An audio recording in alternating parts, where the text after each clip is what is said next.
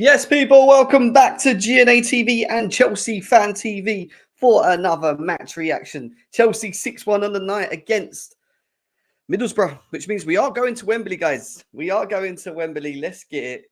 Chelsea's, first final under these new ownership as well. Lots to discuss, lots to get on in regards to the game. We've got transfer news as well. We'll be talking about Carrick, Benzema. We're also going to be talking about Victor Osimhen as well. These are all of the other bits and bobs that we'll be getting into in today's show as well, guys. If you can right now, please tap the shares, share it out, tap the likes, get the likes up, guys. Transfer news: Chelsea in Wembley, Chelsea into a final against potentially Liverpool or Fulham, which we'll find out later today as well. Run the likes up. We've nearly got over 50 people in the building already. Big up, guys. Hope you're all well. And let's cue that intro.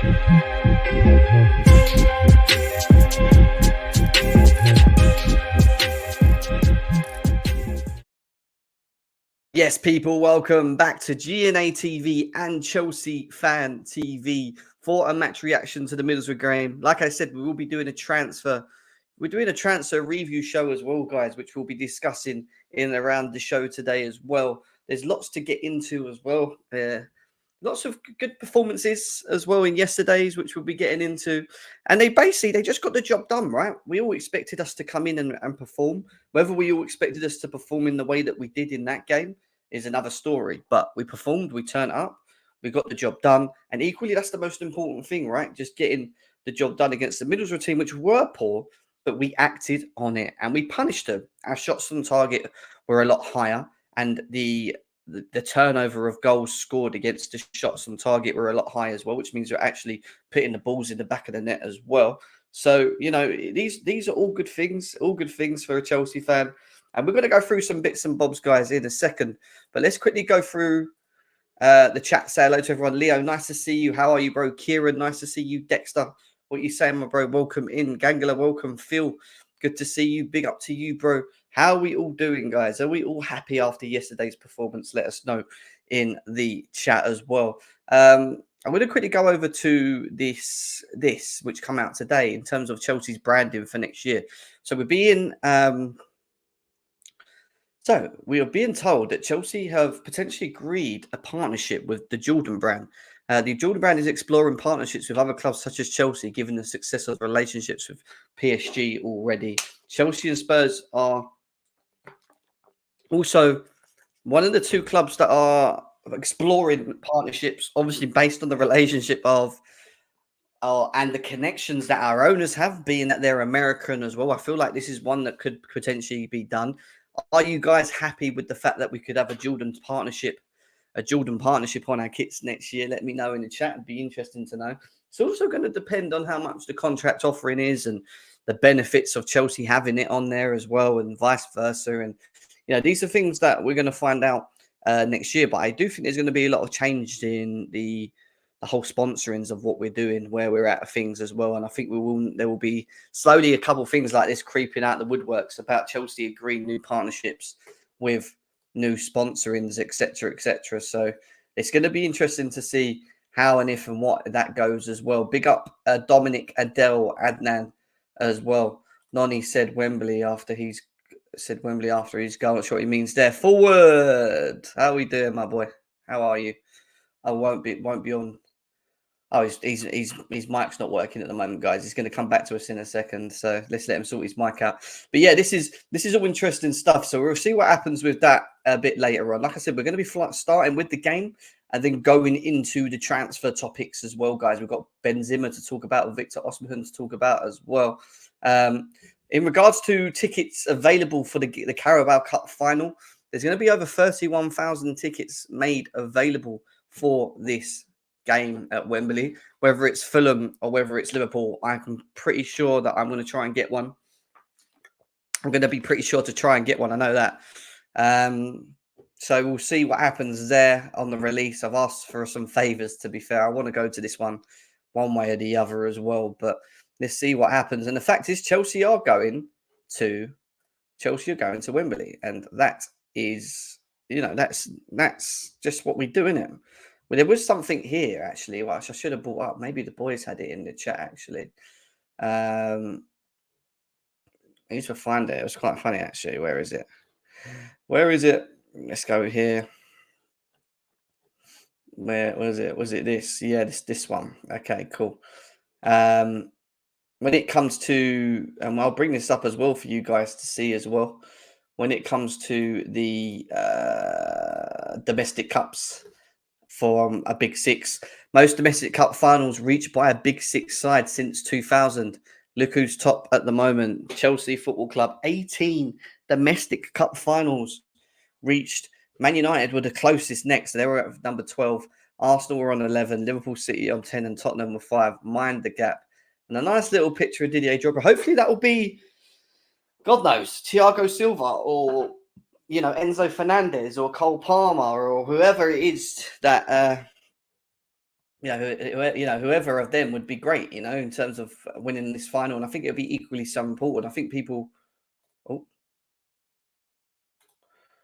what's happened here? Is my camera gone? 2 seconds, guys. Why does it do this? Sorry, guys. Give me 2 seconds. We're having a bit of technical issues here. Forward, are you around? Are you there? Are you still on mute at the moment? He's probably still sorting himself out. I'm trying to just quickly sort my camera out, guys. Give me 2.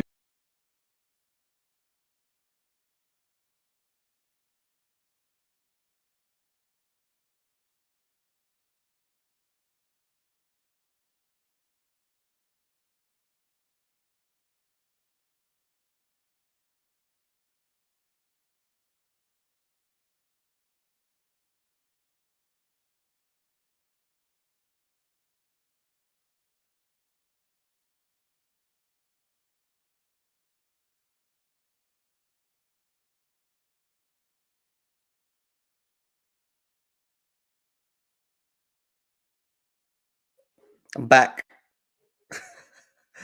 Everyone's probably thinking, where are they gone? What are they doing? Sorry, guys. I had a bit of a technical issue with the with my camera. I don't know why it did that. Really annoying. But yeah, so we've gone through the tickets. We've highlighted the Big Six sides. So, they can talk. Like I said, these top 6 Big Six sides can talk as much as they want for now. But when it comes to who's still up there and who's still being successful and who's, doing their thing, shall we say, Chelsea Football Club are still...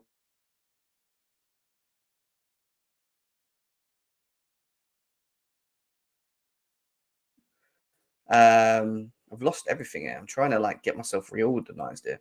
We go into this, which is something probably we haven't noticed as a club yet, because let's be serious, maybe the wins haven't been the most impressive wins or whatever else. But Chelsea at the moment are on the back of now winning 7 games in a row at Stamford Bridge. Something that we were struggling to do was putting some consistency together in damn you don't. How you doing, Jay? You good, bro? Big up to you, mate. Sorry, mate. I just had a bit of issues technically, but I'm good, man. Jose, CFC, good to see you guys. Do me a favor, keep tapping the likes as well. Share it out, please. We need everything right now at the moment. If you can do that, I'd appreciate it. We're going to be talking about Mudryk in a bit as well. But when it comes to obviously the performances that we've seen up to this point, Adnan, no, not at the moment, mate. Sorry. When it comes to the performance of the team up to this point, they've not been the most best performances, but what they have been doing is getting the job done. And when you look at the fixture list and where, how we've been playing over the course of the last, say, let's go back to our last loss against Wolves, which is probably where a good place for us to start. You can see that the performances are or have been getting there. You look at the Wolves game, we lost 2-1. And then we go and beat Palace 2-1. All right, not convincing. Luton 3-2. Again, not convincing, but they've got the win. Then we smashed Preston 4-0. We lost that game to Middlesbrough, which, is what it is. And then we've played Fulham and Middlesbrough since. And we go into what I think is quite a challenging period now, coming into the end of Jan, the beginning of Feb. Can you say Chelsea are in form at the moment? Well, when it comes to their home record, yeah. They are at the moment. We're winning. Something that we've struggled to do all season is try and build a consistent patch, show that we can win games, put points on the board, and move up at the moment. And obviously, moving up is a big thing right now, because when you look at where we are at the moment, yeah, we were 10th, but now we're in the mix between Newcastle and Man United, point behind them. obviously a point in front of 2 points in front of Newcastle. One win. Who's that's come in? Don, okay, he's put him there. One win could literally We'll put say, us. boys. Good, bro. Not 2, 3, 3, 34. Put us seventh. So our next win, if we beat Liverpool, could put us seventh in front of Brighton. And then we're talking about Chelsea nearly being in Europe again. And obviously, this is on the back of still having another 17 games or so to be played still, which is a lot of football to be played in this period of time. But it's, you have to look at where we was against Wolves. Where am I? I'm back in October now. You have to look at where we was when we were at Wolves to where we are now with the Crystal Palace, the Luton, the Preston, the Middlesbrough, Fulham, and then Middlesbrough again. 7 games on a trot, 1 at home. But now we come into a testy period, guys. Aston Villa, Liverpool, Wolves, Palace, Man City, Tottenham, Brentford, Newcastle. I don't know if Forward's here because I know he had bits issues with his mic. So is he here now? Are you here, Forward? Forward? He said he's there in the chat. Yeah, but he's not talking. His mic's not working. He must be on mute or something. He's not on mute. Forward, we can't hear you if you're trying to talk. Well, I'll go to Don then. Don, you look at Chelsea. Looking at Chelsea at the moment, bro. We're going to come to the game in a second, but when it comes to 7 wins at home now, obviously our last loss really was at Wolves back in December the 24th, and now we're coming to this sort of like testy period with Villa, Liverpool, Wolves, Palace, and then City, Tottenham. What's your thoughts on where we are as a moment as a club? It's obviously better on the eye. Obviously, we're 9th still, but we're closer to the top 6 than what we have been. How are you feeling at the moment about everything? Yeah, I mean, look, right now for me, what I've been saying on the terrace and never a foul, I've literally been saying I'm after results right now because performances at the start of the season weren't giving us the results that we needed. Do you know what I'm saying? Yeah. But just because I'm after results, it doesn't mean that I'm going to ignore, if the manager's making stupid mistakes or if the players are making stupid mistakes. I'm still going to criticize them, bro, because you can't ignore these things. Do you get what I'm saying? So I feel like at the moment we've been winning a lot of these games, but we've been far from convincing. Do you know what I mean? A lot of individual brilliance has been saving this guy. He's still been putting out imbalanced lineups. He's still been playing Levi at left back. He's been getting worse game by game. Do you know what I mean? So I've had no confidence in the team, and that's because of how the manager's been setting us up. But what I saw yesterday was a manager that said, you know what? I need to win this game. I need to keep it simple. I need to strip it back and go back to basics. Yeah. And he literally played every single player in their natural position apart from Disasi. Right? Disasi, I didn't mind him playing there really. Do you know what I mean? Because for me, I'd rather Alfie. I think Alfie is a little bit more agile in that position, even though he's a centre-back naturally. Disasi, when he plays at right-back, he's a little bit too clunky for my liking. Do you know what I mean? So I don't really like him in that position. But he played well yesterday, though. That's the thing. He played well. He was breaking the lines. He was going into space. He set up one of the goals. He scored a goal himself. He was very good yesterday, man. Well, let's talk about specific players, and then we'll go into player ratings in a bit about them all. But obviously, you're right. Poch set us up. He didn't make things complicated this time. No Gallagher. He played the 2 pivots. He played Palmer in the 10. Mudryk off the left, Sturridge off the right, who I thought played very well off the right. And obviously, we played with a striker as well. But Cole Palmer, 1 goal assist away to equal Gabriel Martinez's best ever goal assist tally in his single season, by the way. I mean, what, based on how we were set up yesterday and how we played in the first half, what impressed you the most about what we was doing? Because I was a little bit skeptical at the beginning. I know you saw me in the group about Enzo's position and being so far up. Obviously, you was at the game, so you could see it. But what was your thoughts on how we were set up tactically and obviously the performance of Cole Palmer as well? Yeah. Do you know what? I thought in that first half, I thought was moving the ball a little bit too slow. I was happy with the players in every position, right? Because I've been screaming, put Cole Palmer down the middle. Gallagher needs to get dropped. Because against Middlesbrough, they're just going to sit back. They're going to sit back, Jem. They weren't going to attack us. Do you know what I mean? Yeah. And Gallagher on the ball, we know he's not that guy. He ain't got the flair. His decision-making is poor. He takes a little bit too long on the ball. He always has to take an extra touch. He goes backwards instead of turning. He's not better than Cole Palmer in that position. So I've always said, put Cole Palmer in that role. But we weren't moving the ball quick enough because I was saying to my cousin next to me, I was like, yo, we need to quicken up, man. We're just going side to side, side to side, side to side. You know what I'm saying? And then eventually, bro, we started to play a little bit quicker. Started to get in behind. Like I said, we had players attacking the box with real intent, trying to score goals. Do you know what I'm saying? So that's what I've been seeing. That's what I've been wanting to see. But if you set us up in an attacking way in this shape with these players, that's how they're going to play, Jem. That's all we've been asking for. Yeah. We've just been Yeah. asking for every single player in their normal position because the team will play better. No one's going to tell me, oh, but it's Middlesbrough. We looked better on the eye today, yesterday Yeah. even. The performance And was that a was lot better, and we scored goals. that was the biggest difference between the game yesterday and the first game. Because, Yeah. all right, we missed chances and we can talk about Palmer missing them. But when you look at the setup and how more effective we were in the game yesterday compared to the game we was against Middlesbrough, playing a Conor Gallagher in a three-man midfield away was not needed. We could have probably played a Broja in that game up front earlier and played Palmer, in the 10 role, which is what I would have done going into that game. I think I think Poch needs to start slowly getting out of the idea that he needs to have Gallagher in that 10 role all the time. Like, if he wants to win games where teams are going to sit back a bit more and maybe play a bit of counter, and we're going to have a lot of the possession, you want your most creative players on the pitch. Enzo, this is why I was a little bit thingy with Enzo being so further up the pitch. But then I watched it. At the beginning, I was getting a little bit rattled. I was like, what are we doing with Enzo here? He needs to be closer to Caicedo. But what Enzo was doing was more of a tactical ploy from Poch to drag the centre-back out of position and allow Ben Chilwell or Mudryk to make the runs. Well, we'll talk about Mudryk, and he's someone that I want to talk about in a bit. But,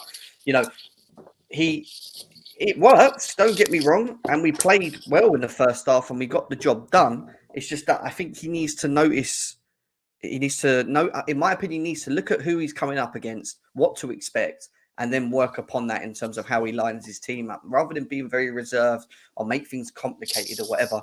Just play confident, bro. You've got the squad, you've got quality in there. They're young. Yeah, they're young and maybe not experienced, but they're young and they're quality.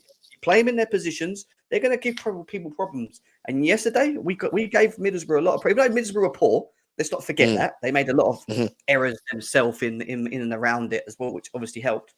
We still got the job done. We still shut them down. We still won the balls back. We still created. We still took our chances. And our shots on targets compared to goals scored was probably one of our highest I've ever seen for a long time. Facts. And a big reason why, Jem, is because we literally had Caicedo playing as a lone six pretty much yesterday because the way he was attacking. We literally had him playing as a lone six pretty much, you know what I'm saying? So, he's another player that had a good game. You had Levi looking a lot more comfortable when I'm seeing him at centre back. I'm watching him and he's looking like the guy that I was seeing last season. Do you know what I'm saying? He wasn't amazing, but he just looks more comfortable. Do you get what I'm trying to say? So these are the little things. These are the little things you got to speak about there, Jem, because you said it spot on. You said it spot on. Yes, they're young, but he hasn't been building a good platform for them. Yesterday was a good platform, bro, and they played well. Do you know what I mean? The only player we'll get onto Mudryk in a sec because for me, like I said, we'll come to him in a second, innit? For me, he's hot and cold, like I've been saying, and right now he was cold yesterday, and not in a good way either. He was horrible. Yeah. Declared. Welcome. Jim. We're at Wembley, bro. We're at Wembley, bro. Wembley. We've done it. I wish I could go too with you, Jim, but I can't. Yeah. But we're going to try. I've told I'll be Fax to there. get me and Don some tickets to go to that game if we can. I do want to go to the final. Thiago Silva, again, another impressive performance from him. Did get a yellow card for a pull down, which I think was just a professional foul. But is he showing still for you, Declared, that he's our best defender at the moment, just based on his performances? It's not just his performances. It's when he's not there, you can see too many people, like just disorganization. His presence is more what we need.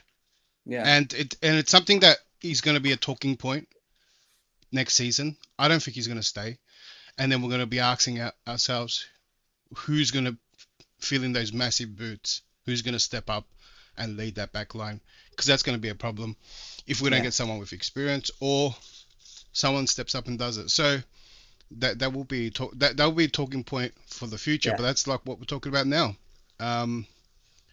What he's doing for his age is amazing, but he's needed. How we talk about the young players, he's needed in that team. Not just for his performances as well, is what I mean. And I think you're spot on. And I think also on top of all of that, you're right. He ain't going to be around for long. And to be quite honest with you, I can't believe I'm even saying this when you look at the amount of centre-backs we have. I think we still need to go and get another centre-back. And I don't... Like, it's not that I'm not convinced by. I ain't actually convinced by most of them. I'll be quite honest with you. With Wesley Fofana, he's missed nearly 58 games. He's missed more games in 2 seasons than he's played, and we spent nearly 60, 70 million on him. Badiashile, I think, is a good defender. I still think he's a little bit raw. He just needs games and he needs to keep himself fit.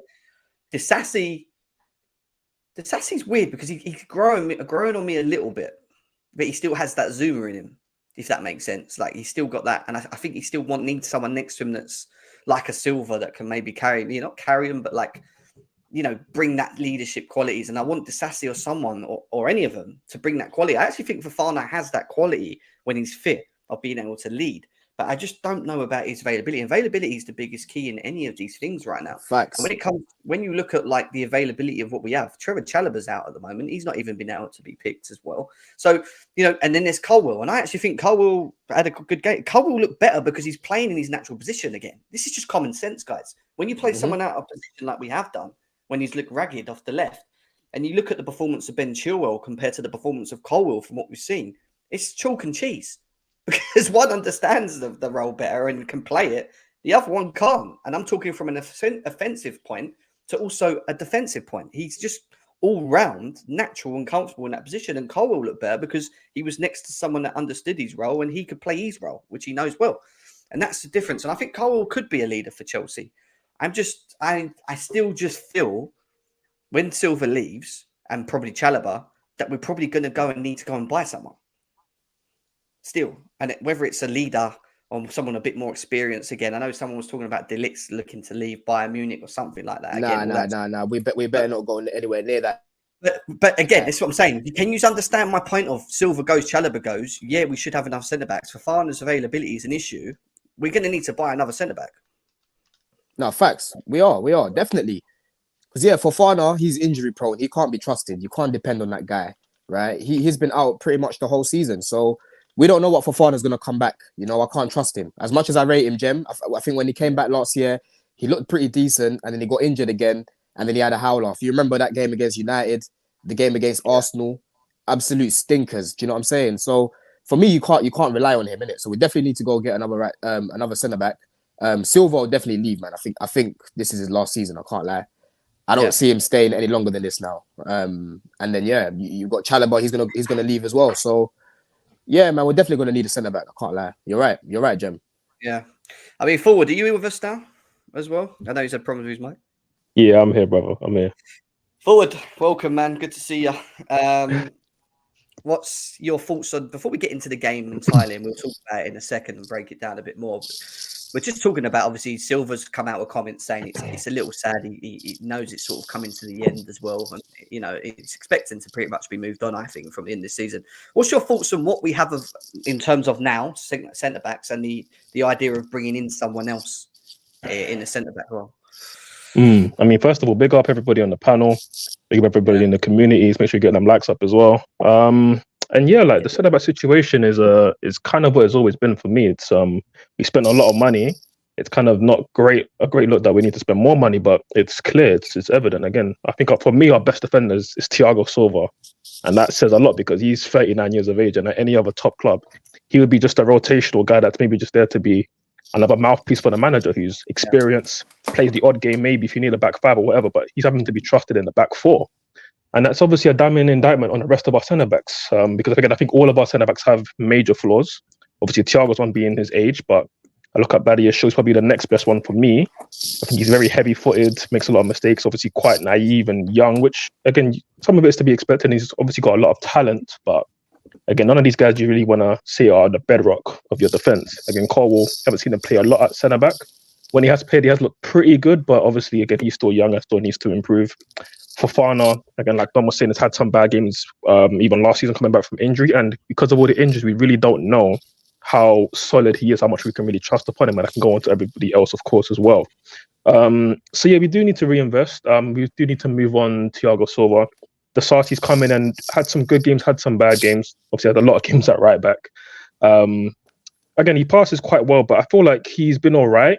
And he's been a good signing in terms of the fact that I think for me he was more of like a panic signing, because obviously we found out the news about Fana's injury and we went in for Disasi. He came in straight away without no preseason, came in straight away against Liverpool and did all right, to be fair. But he can be someone that can be transitioned into being more of a squad player from next season. So yeah, I agree. I think we need to go and reinvest again in the centre back in the summer, along with some other key positions which I'm sure we'll talk about, because as good as yesterday's performance was, there's also some players who didn't really perform, or they just performed how we expected them to at this point. And we certainly need to upgrade in the summer if we're going to be anything serious next season. Yeah. Couch, welcome as well, bro. You've got a lot of thoughts on the defence, a bit like me, actually, to be fair. Obviously, what's your thoughts on the whole thing of, of Thiago Silva potentially leaving, Fofana not being available, Badiashile, Disasi, Chilwell, no one's really taken, say leadership, but, the role of I'm the man, put me in the team sort of thing. I mean, what's your thoughts on Chelsea going out into the market again, bro, in the summer and looking at centre-backs as well? Well, first of all, big up, Don. Happy birthday, my friend. Hoping you're having a good day. Fellow panelists. I think it's Greasy Don, is it not? Yeah, love, bro, love. Yeah. Happy birthday, my boy. Big up, man. Love, man. Love. Cheers, bro. Yeah. So I don't want to keep repeating myself. You guys know where I stand with these center backs.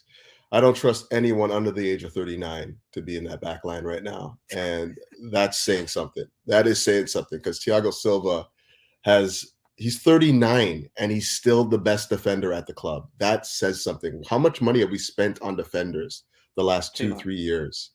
He comes in on a free and he's without question our best center back. It's crazy, right? I don't think that you can replace his level of experience overnight. You're not going to be able to just buy somebody in the window that is going to have that level of experience, which is probably where the gulf in class exists the most.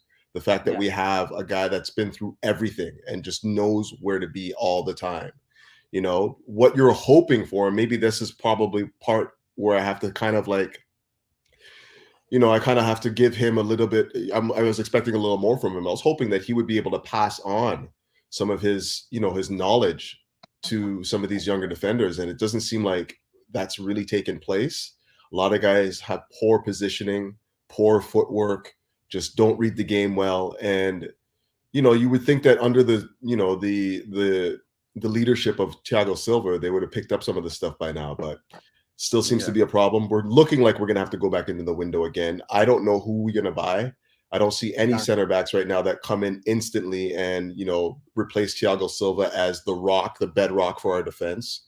So yeah, it's just shuffle the decks and hope that something happens. But currently I'm not excited about that position at all. Just knowing that he might be leaving. I agree. It's going to be an interesting one to see what we do with that, because there's still the issues we need to improve and which we know about in summer with the striking area. We're going to talk about Benzema and Osimhen a bit later, guys, once we've got past the match reaction as well, and we're going to go through that in a second. But I want to move away from the defence and talk about a specific player. And look, I know what Couch is going to say. He's going to think I'm doing this because it's he's the only player that didn't really play. But I want to just talk about Mudryk quickly, because he's been getting a lot of stick online. A lot of people are starting to blow a bit cold of him and get a little bit pissed off. They're also saying that he's not really showing that he wants to be here and this, that, and the other.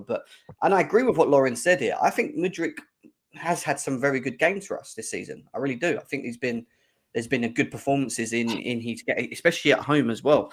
In the team, I just don't think he holds his space well. I don't know why Poch doesn't seem to reward him with the minutes on the back of playing well the game before, or maybe scoring or whatever else. And I mean, I want to go. Do you know what was weird about it though? Do you know what was weird about it though, Jem? Yeah, because where I'm obviously I was at the game yesterday, so I'm watching him off the ball, and he's in all this space, but he's not looking to run in behind, innit? And then I'm looking at Enzo, and Enzo's like screaming at him, like, "Yo, make that run so I can play the ball." Do you know what I'm saying? He kept screaming. Not just Enzo. Chilwell was doing the same thing. Chilwell was making the same gestures. They were shouting at him. Is that a tactical problem? Because yesterday I felt there was a lot going on in the game in terms of a tactical point. And I just felt like he's not understanding.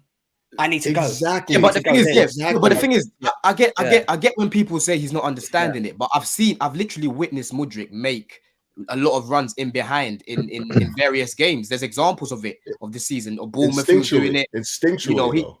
Yeah, but what I'm saying is there's examples of him doing it. So when people are saying he doesn't understand, I'm like, okay, cool, I get it. He had a bad game the other day, but let's not act as if Mudryk hasn't had decent games this season. He hasn't been poor all season. He's had decent games, but that's what I'm saying. I feel like when people speak about him, they speak about him as if he's useless. I get with him, I get Jackson sort of vibes at times. Like, oh, Mudryk, he's useless. He can't do anything. He's got no IQ. And I'm like, bro, come on. He's had decent games, but he was poor the other day. That was shocking yesterday. Shocking performance, bro. You know what it is. He was even, and I'm so happy. I'm so happy Poch took him off at half time, bro. Quickly, Don. I just wanted to jump in real quick just to say this because I think we're going way too far down the rabbit hole. Mudryk has all sorts of talent. I think everyone can see that he has talent.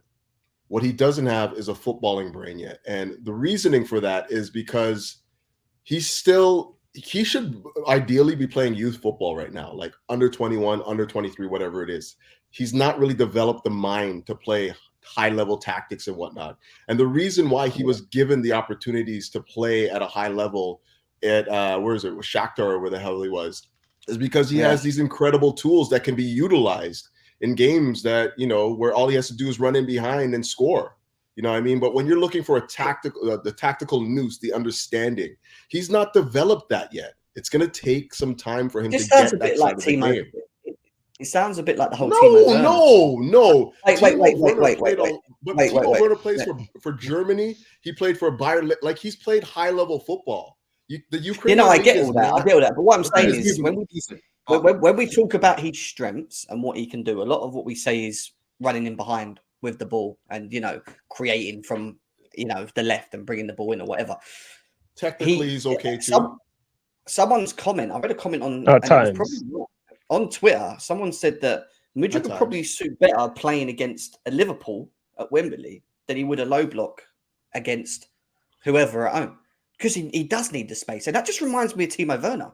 Do you remember when we used to talk about Timo Werner needing space to be able to make them direct runs, this, that, and the other? Yesterday, there was space on the pitch to run in behind. Do you know why? Because Middlesbrough decided to play such a high line. I don't even know why they were playing that high line in that game. He just wasn't making the runs.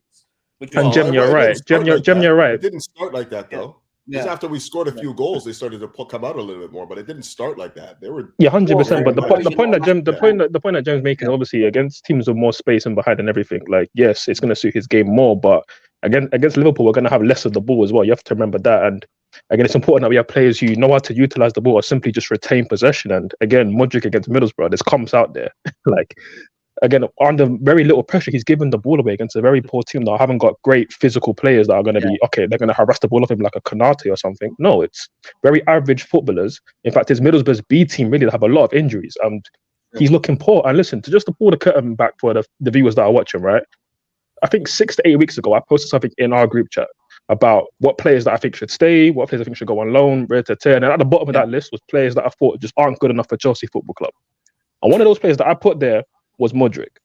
Now, again, in that same chart, there was a lot of backlash to it. People saying, "Oh, you shouldn't say that. That's harsh and all that." I'm not here to say that. Oh, I'm right, because again, there's still plenty of time to go with this season and potentially this guy's career, right? You're right, and it's not. No, I'm not saying that. I'm just making that. I'm making that point just so that the viewers know where I stand on Mudryk, right? Because yes, there is talent there, of course.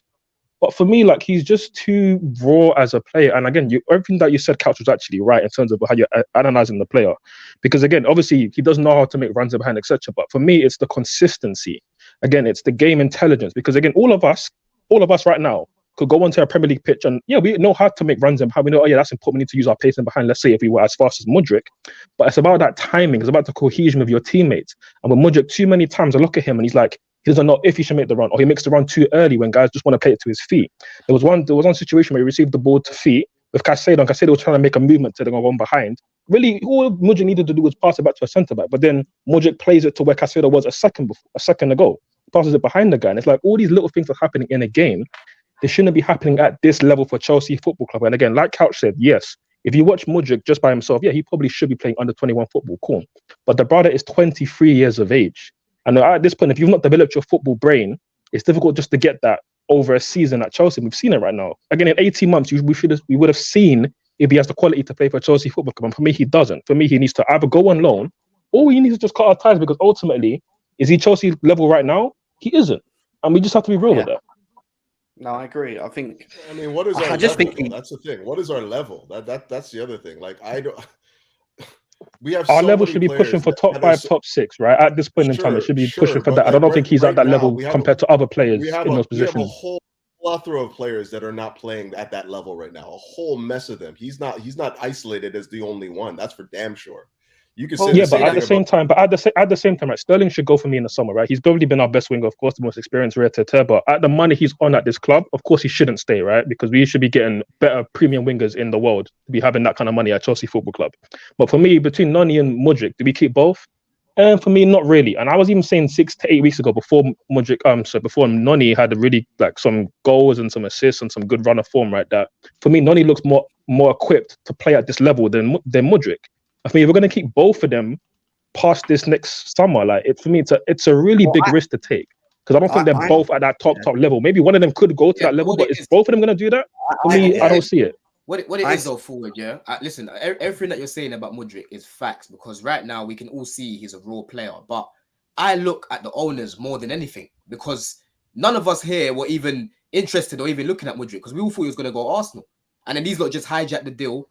You know, big name. They've seen a few highlights and that on Twitter of him skilling man in the Champions League, and that they're like, yeah, this guy looks good. But really and truly, this guy had barely 50 appearances playing as a professional at 23, bro. Do you know what I mean? Yeah. He's 23 right now. Do you know what I'm saying? So it's a bit crazy, isn't it? For me, I look at the owners more than Mudryk, because they should have known that Mudryk isn't a guy that's going to be able to carry the team, you know, come in here and automatically hit it off. He needs a lot of work. You know, he needs someone that's a little bit more experienced ahead of him that he can learn from and come in and out. Do you know what I mean? I just think, guys, that when it came to signing both Madueke and Mudryk, I think we could have gone with not signing both, in my opinion. I felt like that since we did it. Even though we signed them, I was still like, should we have got both? Could we, should we have gone for both, very raw players coming from a different league, coming into this Chelsea squad? Could we have? Yeah, but Jem, if you take it back, we had to get both, because we had we had Pulisic got injured. All wingers were out, bro. Ziyech was injured, I think, at that period. Yeah, I know. We had a few wingers out at that period. Yeah, we had to get bodies in, but we didn't have to go and give people 7-year contracts, right? Because it's a massive risk. And again, just to make this point, right? Because at the time, people were talking about wingers like, obviously, Mudryk. I don't know if you guys should probably remember a guy called Zakhardian, right? Like the Russian guy. Young baller. Obviously, there's a lot of YouTube comps out on the guy, right? Right now, he's at Sociedad, and he's only played 5 games this season. People saying, oh, is he ready for this league or whatever? But obviously, the difference with him is he's 20 years of age. So there's time to obviously improve. Again, the hype on him isn't as much now, right? Because he's obviously made the move. With Mudryk, obviously, you've come for, people are saying 100 million, right? It's less than that, but people are putting that 100 million price tag on his head. 100K a week as well. So it's like, you're not Chelsea level right now. There were players like, let's say, like a Kudos, like what other wingers have gone. I mean, I wouldn't have gone for Trossard, but obviously Trossard is certainly more ready to play at this level now, right? I'm looking at wingers who have gone in that time period. You could have come into Chelsea and they're more equipped because they have experience in Europe, in top leagues. You could have come in and done a job here. There were so many wingers out there that we could have got, and we didn't. There are a lot of wingers. But here's the difference for me. I was looking at Trossard at the time. I was looking at Trossard. But here's the difference, though, and this is the problem that I think that we all seem to be having about like who we're selecting. Like, it's about when the squad matures. Is Trossard going to be there to help us? This squad is nowhere near ready to compete, and you guys are expecting them to compete right now. It's not going to hit we're not there yet. Okay, to compete with top 5, top 6. Well, let me finish. We will likely finish top 5, top 6. I'm going to say that right now. We will likely finish there. You'll hear me say that now. Okay, but beyond that, we were last year when we were looking to just rebuild the squad from ground up. We were nowhere close to competing. We're looking to rebuild the squad. So you get younger players in and you give them the opportunity to grow. We're not giving anybody any opportunities here. Like, we want to see Chelsea hit the heights immediately. Whereas for me, I've always said we need to give this time. All these players need time. There's not one player that's come in so far that does not need time. Jackson needs time. Enzo needs time. Madueke needs time. Mudryk needs time. Like almost every one of those young players needs time to find their footing, and we're not affording them that often. There's a certain amount of time that you can allow certain players to have, and I think Kudus, if he came here, would have certainly needed a bit of time. Diaby would have needed a certain bit of time. The one who's at Aston Villa. There's other wingers out there that I was interested in. Obviously, my main one that I wanted was Liao, but again, you can't always get your number one target, right? So that's fair enough. But there were other wingers out there who could have done something. I'm not saying I wanted Anthony Gordon, but if Anthony Gordon came in, he wouldn't have needed as much time as Mudryk. You're assuming that all these people that coming to this mess that was Chelsea last year would just automatically just find their feet and just be able to do. No, I never said they will find their feet automatically. They would have. It's about coming into let me just tell here. Where just let me finish this point, and I'll let it go. It's about coming into a messy side and not being able to, like, how many managers did we have last year? Like last year was a complete write-off for anyone that came in. A complete write-off. Well, I agree exactly, with that. Right? Yeah, no, like, I it's agree a complete with that. write-off. So now we're looking at Poch comes in this summer, and we're 7-8 months into his reign right now, and we're starting to see players starting to pick up things. Maybe Mudryk's a little bit behind in that regard because again, even before that, he wasn't playing a lot of football leading up. Like he hasn't played a lot of professional football. We bought him on the potential because he has these raw skills that if you can coax it out of him, he's going to be incredible. Yeah, but you need to see progression in these players, though. That's the thing, right? So we're now under Pochettino's first season, and by the way, I'll actually bring something out quickly on Poch in a bit. But being under Poch's first season and what we've seen up to this point with specific players, the biggest issue we had at the beginning, all the way up to to the end of last year, going into January, was that it seems that he only gets the best out of Conor Gallagher and no one else. Because Caicedo was struggling, because Enzo was struggling, because everyone. Do you get what I mean? Yeah, there was just problems with the pitch at the time, and now you're starting to see. And I have been and still been quite critical of Poch, but at the same time, I understand that there needs to be a timing, and this is his first full season. What I need to see from Poch with players is progression in themselves. I'm not saying that they have to be from there to there at the top notch of their game straight away in one season, but I want to see that they're understanding the game plan. I want to see that they're understanding how we're going to set up, on that Saturday when we're playing a low block and they're effective, that we were able to see the effectiveness and the qualities of the players coming out in the game. Caicedo have recently, and I'll be quite honest with you, recently slowly getting better and better in his own performances as a lone six, by the way, which he struggled with at the beginning. But now you can see he's starting to just really understand it. Even though he's on his own, he's he's not receiving the balls as much as I want to see him from the defense, but he's still very effective in how he's breaking up the play, when to go, when to stay. His positioning on the pitch is a lot better, and it is allowing people like Enzo and whoever else, Palmer, to play a little bit further up now. But that still needs to be tested, because I want to see it 100%. And that's where I'm at with it at the moment. And I just think progression for these players, is important. We are on a run of 7 home games, 1 in a row at the moment, by the way, now as well. And this is a progression. It's just we're coming into a period now, which I just showed the fixtures list: Man City, Tottenham, Liverpool, Wolves, Newcastle. These are the games, really and truly, that are going to really test this system and how we've been playing up to this point. I just want to come back in quickly just to again round up the point about Mudryk, right? Because obviously there's linking to where we're going for the rest of the season, because again, Couch makes the point that he thinks we're going to finish top 5, top 6. And again, for me, that's Chelsea level right now. Obviously, again, ideally we want to be winning Premier Leagues, challenging for the Champions League, but that's not where we are right now. Start of the season, we all said that, okay, if we can get back into Champions League, that would be great. With the injuries, maybe that drops slightly, right? And I think 6 at this point, it's not a great finish for us, but from where we were, it would be relatively acceptable, right? And I thought, okay, can we get that? Potentially, but can we get that with Mudryk starting week in, week out? Probably not, from my opinion. I'm not trying to scapegoat him. Again, Jem makes the point, which is that we need to see progression with these players. And with Mudryk, we haven't seen that progression, that he can even execute on a manager's game plan. Because again, when we're talking about cohesion on the pitch, and you're constantly making runs when you're not meant to be making runs, or you're showing to feet when Enzo's trying to tell you and Chilwell's trying to tell you to run in behind, that's a clear issue for me. And of course, not everybody will come into a club and hit the ground running. Of course, we've seen it, like you guys have said. Caicedo's took a bit of time. You've seen other players take a little bit of time, but we still see the quality there, and we can still see, long term, if you scale up and the team's more balanced, there's less injuries, we have a goal scorer up front, players are going to look more like themselves. But again, there's also players who have come in and done extremely well straight away, like a Cole Palmer. My whole point is to just say that, let's say if it was Anthony Gordon, Diaby, Kudus, Trossard, whoever you want to say, right? I think we would have seen a lot more by now. Not saying these guys players that I wanted, but I'm just saying we would have seen a lot more by now because they are of a they're in a more of a criteria that I prefer in terms of getting a young player, which is okay, they're young. There's a lot of upscale to them, they can be improved upon, but they have experience in their leagues, in top leagues. They understand their games and they're not raw. And with Mudryk, if you watched him week in, week out, which obviously I wasn't doing at Shakhtar, I obviously wasn't doing that, but if you watch him week in, week out, you would have seen that he's raw because obviously I'm not going to say he wasn't looking like he's looking like how he was now, how he was in Shakhtar. It's the same player. It's just there's obviously less space. There's obviously more physical players he's going up against. And he's been asked more of him because obviously the tactical development of the English Football League is a lot higher than it is obviously in Ukraine. No doubt about that. So again, for me, I'm not making it all about, Mudryk needs to go, he's a bum, this, that, the other. No, I'm going to still give him time. We're all supporters of it. We all want to support our players to do well. I'm just looking at, as a football fan who's watched football for many years, not just analysing Chelsea as a case study, but analysing other clubs and their players that they sign. I just seen enough to say that, you know what, is Mudryk going to do well here? Probably not. Probably not, in my humble opinion. That's what I think. Yeah, no, and I want to move away from Mudryk because there's still lots to talk about. I still want to get him to transfer and stuff. We've done 45 minutes already. We're flying. We didn't even talk about the game, man.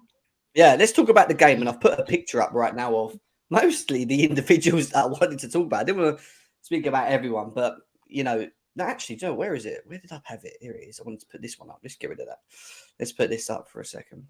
So this is initially how we lined up. And I would say 99.8% of people were like, wow, did he actually do that? No Gallagher. No this. I was the only one that thought the only person I didn't think was going to start was Broja. I had that exact lineup. I do. And we'll talk about, I know you like Broja's not playing well at the moment, but I still think you need to have a striker in his system. Yeah. And we'll get to that in a bit. But Ben Chilwell not playing left wing, playing in his natural position. By the way, can I just say, his fitness levels from the back of coming back from a serious injury to the way he played yesterday, he was up and down the pitch like a madman. Again, running in behind. And do you know what? Ben Chilwell's so effective to what we try and do. And do you know what? I have read another stat as well. Since the UEFA Champions League, we've only had Ben Chilwell and Reece James available for 11 games on the pitch together. 11 games together on the pitch. And there was like 86 without of them, right? Exactly. So when they're on the pitch, we're a different animal. There's no doubt about it. Chilwell Probably won most of those 11 as well. Exactly. No, actually, the win rate was pretty much identical to that of the 86 games without them. Yeah, I think it was like 41, 42% or something like that. So let's talk about Ben Chilwell. Go on, Couch. Let's talk about Ben Chilwell and how he performed yesterday and the difference between actually having a fullback in a comfortable position, which again is something we talk about a lot. And I don't. You guys know where I stand on this. So I'm glad you came to me first because you know where I stand on this. It's about trust. It's about knowing what the manager wants of you. And especially in those wide areas, you have to be able to trust those people. And for me, Ben Chilwell has just shown that he can play in the fullback role, the wingback role, and he can play in that winger role. Like Pochettino trusts him on that left flank because he knows that if he gives him the instructions, he's going to be able to carry it out effectively. That's the difference. That's the difference. It's not because I think that he can play winger and he's better than any winger that we have. But at the beginning of the year when he was playing there is because he didn't trust what was happening behind him. He didn't trust the people that he had behind him to deliver the performances that you need. So, I mean, this is just a testament to, Ben Chilwell, really. I think that when you look at his game and you see what everyone still thinks we need a left back because they don't value his quality. They don't think that he's good enough. I think he's actually quite decent. Obviously he has his deficiencies defensively, but for an attacking fullback, he provides things that you like. His ball presence, his ball striking ability when he gets in the ball into the box, his runs. Like how many runs did you see him? The inverted runs did you see him make yesterday? We've not had that tons of them. And like he just understands his know-how and understanding of where to be and when to make those runs. His timing is impeccable. So I can understand why he plays in those advanced positions sometimes. So but the thing is, Chilwell off the ball, he's amazing. Like his movement, he finds himself in good positions and he's got a good strike on him. Like I remember last season when we was at Leicester, Gem, when he scored that goal, when we beat Leicester. That was a good goal. And he finds himself, like I said, in those positions to lay it off. But the thing about Chilwell before he got injured, when he was playing at left back, he was getting cooked defensively. Do you get what I'm saying? And on the ball, he doesn't build the way a Maatsen would on the ball. You know? He doesn't build the way a Cucurella does on the ball. That's the main problem that I've got with Chilwell. I know off the ball the runs are good, but on the ball is the main problem. And if you're facing a solid Premier League team, you're going to struggle, bro, because it's going to get pressed off the ball. You know, Middlesbrough weren't pressing us really yesterday. They weren't really pressing us. So no, they were messy, wouldn't they? Yeah, this is a problem. So yeah, man. What I would say is, I think a Ben Chilwell in a low block at home is a lot more beneficial to us than not having him, if that makes sense, because he gives us that outlet. I always stress when we're playing at home to try and make runs in behind, or at least make overlapping runs of the left wingers. We haven't had that because Chilwell's not natural at doing it. He's been more of the set, the guy that sticks back off the left, but it's left whoever it is playing off the left a bit more vulnerable on their own when they're going into trying to take players on it. You've seen a number of times this season where Sterling has picked the ball up from the left and he's just run directly with it with two players on him and tried to run around them and get down the line and cross the ball rather than wait for someone to come around him and play balls in or run behind it, run in behind or whatever. So now I think it's just a benefit to whoever it is that's playing. It is, Jim. Yeah, like Chilwell fits in those sort of category in football where you look at him where he's a typical classic right back or fullback, classic fullback where you're just up and down. Do you know what I mean? He's up and down. Modern fullbacks like Gusto, they're good on the ball, but they can do what Chilwell does as well. Do you know what I'm saying? That's the difference with him on that side. So we still need to upgrade on that side, innit? But if he's playing like that, we can utilize him in the squad, innit? But for me, we still need to upgrade on that left-hand side. I can't lie. Hear you. Declared. You've not said much. What are you thinking, Declared? Better with Chilwell? What you seeing?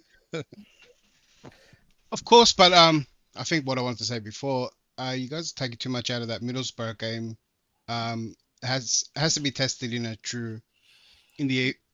a better game. That result yesterday should have been the first leg, and it was all over. I don't think that approach is going to be, a good one against the harder teams. So where we weren't punished on being really a really high line and Chilwell making those runs and Mudryk and all that, what you saw in the Middlesbrough game is not going to be our approach to the next games, I feel, right? Because we weren't those Middlesbrough didn't punish us, or they didn't find that space. So it'll be something different. It'll be a better analyst. Sorry, a better view or better on the to analyze the game against a better team. What you guys are trying to talk about with Chilwell, how he played yesterday, might not be the same next game against Villa, especially on that counter. Yeah, but I'd rather that than him being in left wing.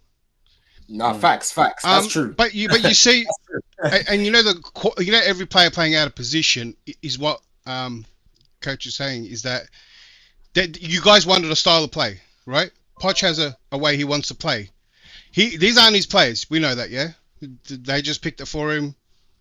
They go, here, do what you do, and he's trying to put pieces together in a way he wants to play, and some players can't do it, right? And a lot of solutions that people bringing it up haven't been proven as well. And they're very, and people talk like as if they're frustrated in playing FIFA. I just, he's going to lose stats putting out of position. This is that. No, there's a role to be played. You want a system. Everyone said that they wanted a system of play. Yeah, that's what you wanted. And for the system to play, some players might have to play out of position because some players that do play that position can't play that role properly, right? And I think maybe towards end of the season, Mudryk just brought up as well about he doesn't even know how to when to do the runs, how to play the role. I think towards the end of the season you might see a bit more, but I think some of these pieces might have to come in new transfers. Who knows? Someone has to step up. Yeah, that moves me away from Chilwell onto Disasi, because when you look at that formation and how we lined up, we could all probably agree and say that the weakness in this Chelsea team is the right back, right? We haven't got Gusto, we haven't got Reece James. If we're going to have any problems, it's probably going to be down there. But Disasi stepped up yesterday, right? He was good on the ball in the first half. He moved. He was actually overrunning. He was overlapping Sterling, which was quite funny. He was running in the boxes and stuff where I've never seen him do me when he's played in that position. But he was Jeremy, it was so funny to and the goal he scored just reminded me of Rudiger. I literally thought it was Rudiger. You know what it is? When you're watching this guy run, it's so funny, but it's like he's got bare stones in his pockets, bruv. Like bare magnets. He's so slow, but I'm seeing the guy breaking the line, running into the space. I said, yeah, this guy wants to get a goal to the game. Do you know what? He played well. Like I said, he played well, man. He played well. And I think a lot of people on Twitter, they're like, oh, Disasi, he's a terrible defender. For me, I think he's just an average defender. I think he's a squad player, but right now, because, we've got players like Fofana that can't stay fit. You've got players like Badiashile that can't stay fit. He has to play in every game at the moment. But for me, he's not a guy that I'll be starting week in, week out. Do you know what I'm saying? But I think he's still good enough to play for the club, to be utilized as a squad player. Do you know what I'm saying? But yeah, honestly, yesterday he was good, man. He was actually good. Good. Yeah. Anything else someone wants to sound Disasi? I mean, for me, maybe you let me go this time first, Couch. But no, on this one, like I said earlier, with Disasi, he's he was brought in as a kind of like a panic buy with the Fofana situation, and for me, he's a good squad player to have. Obviously, he's having to play a lot now because of obviously we've had injuries. He's actually one of our most experienced defenders. But yeah, similar to like a Tomiyasu at Arsenal or a Joe Gomez at Liverpool, I think he can come in and be a good defender for us, and at times play again, quote unquote, out of position, right? But again, for me, out of position is just okay. You're not familiar to play in that position, but do you have the tools and the attributes to perform well in that position and actually add something to the team? And yeah, he does add something to us at right back. He's a physical presence, some height in the team, which we obviously like. He's a good passer. I think he's quite an underrated passer actually.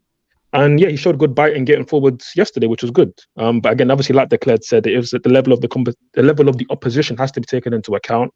There aren't many Middlesbroughs in the Premier League, maybe other than like a Burnley or a Luton, who aren't great, but they will play out the back and they will make mistakes, which we obviously capitalized on, which was great.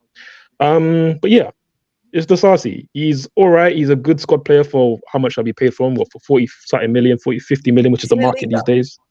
Is he a leader? No, he's not a leader, but he's got more experience than obviously Badiashile, Colwell. I think he's a leader. So, I think he's a leader. He is. He definitely is. He definitely is. When you see him at the bridge, bro, he's always shouting and talking and trying to rile them up and that. Like he's like I said, his ability isn't like a world class player or a classy player. He's an average player. But he still holds his own. Do you know what I mean? He still teaches the younger lawyer. He shouts. I see Disasi shouting all the time.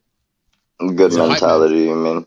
All the time, man. Yeah, I mean, he's got leadership skills. Maybe I'm wrong. Maybe he's got leadership skills, right? Obviously, when someone says leader to me, I instantly think, oh, is he John Terry? Is he Roy Keane? Maybe that's me thinking too far ahead, right? Maybe he's not that yet, of course. Yeah. But leadership skills, you're right. Especially in this young squad, he has got leadership skills. So I think you're right on that. Yeah, I think when we score that as well, you always see him hugging everyone and patting everyone and doing all of that. Yeah, punching people as well. Yeah, no, he's one of them. He's one of them. Sometimes when you say leader, I think what normally comes to mind for me is somebody that people will follow. That's a leader, right? And like his performances haven't really been at the level where you can say you can follow him into battle. Like he's not a guy that's going to be the front. But in terms of like his composure in games and his ability to like communicate with on the pitch and whatnot and like show that he's ready, he's a gamer, I think he has that. But in terms of, like I said, just being that person to follow into battle, maybe not that level, because again, as Don said, he's really just a squad player. He's not really the guy that you could that you could depend on week in, week out. But playing him at right back, I don't want to keep harping on this, but this is specifically what we've been seeing the entire season, like this setup, and nobody wants to acknowledge it. We've been playing with one fullback and three center backs for predominantly the entire season, right? It's true. And today it worked. Today it worked well. Maybe Ben Chilwell's a better left back than Colwell is. But Couch, I don't think we'll be doing that if James and Gusto are fit. Do you think then we'll be playing? No, I don't think so. I don't think so. No, it's interesting because I think when our attacking shape is always going to be three at the back. Our attacking shape is going to be three at the back and then whatever 7 forward, right? So it's however you want to see that.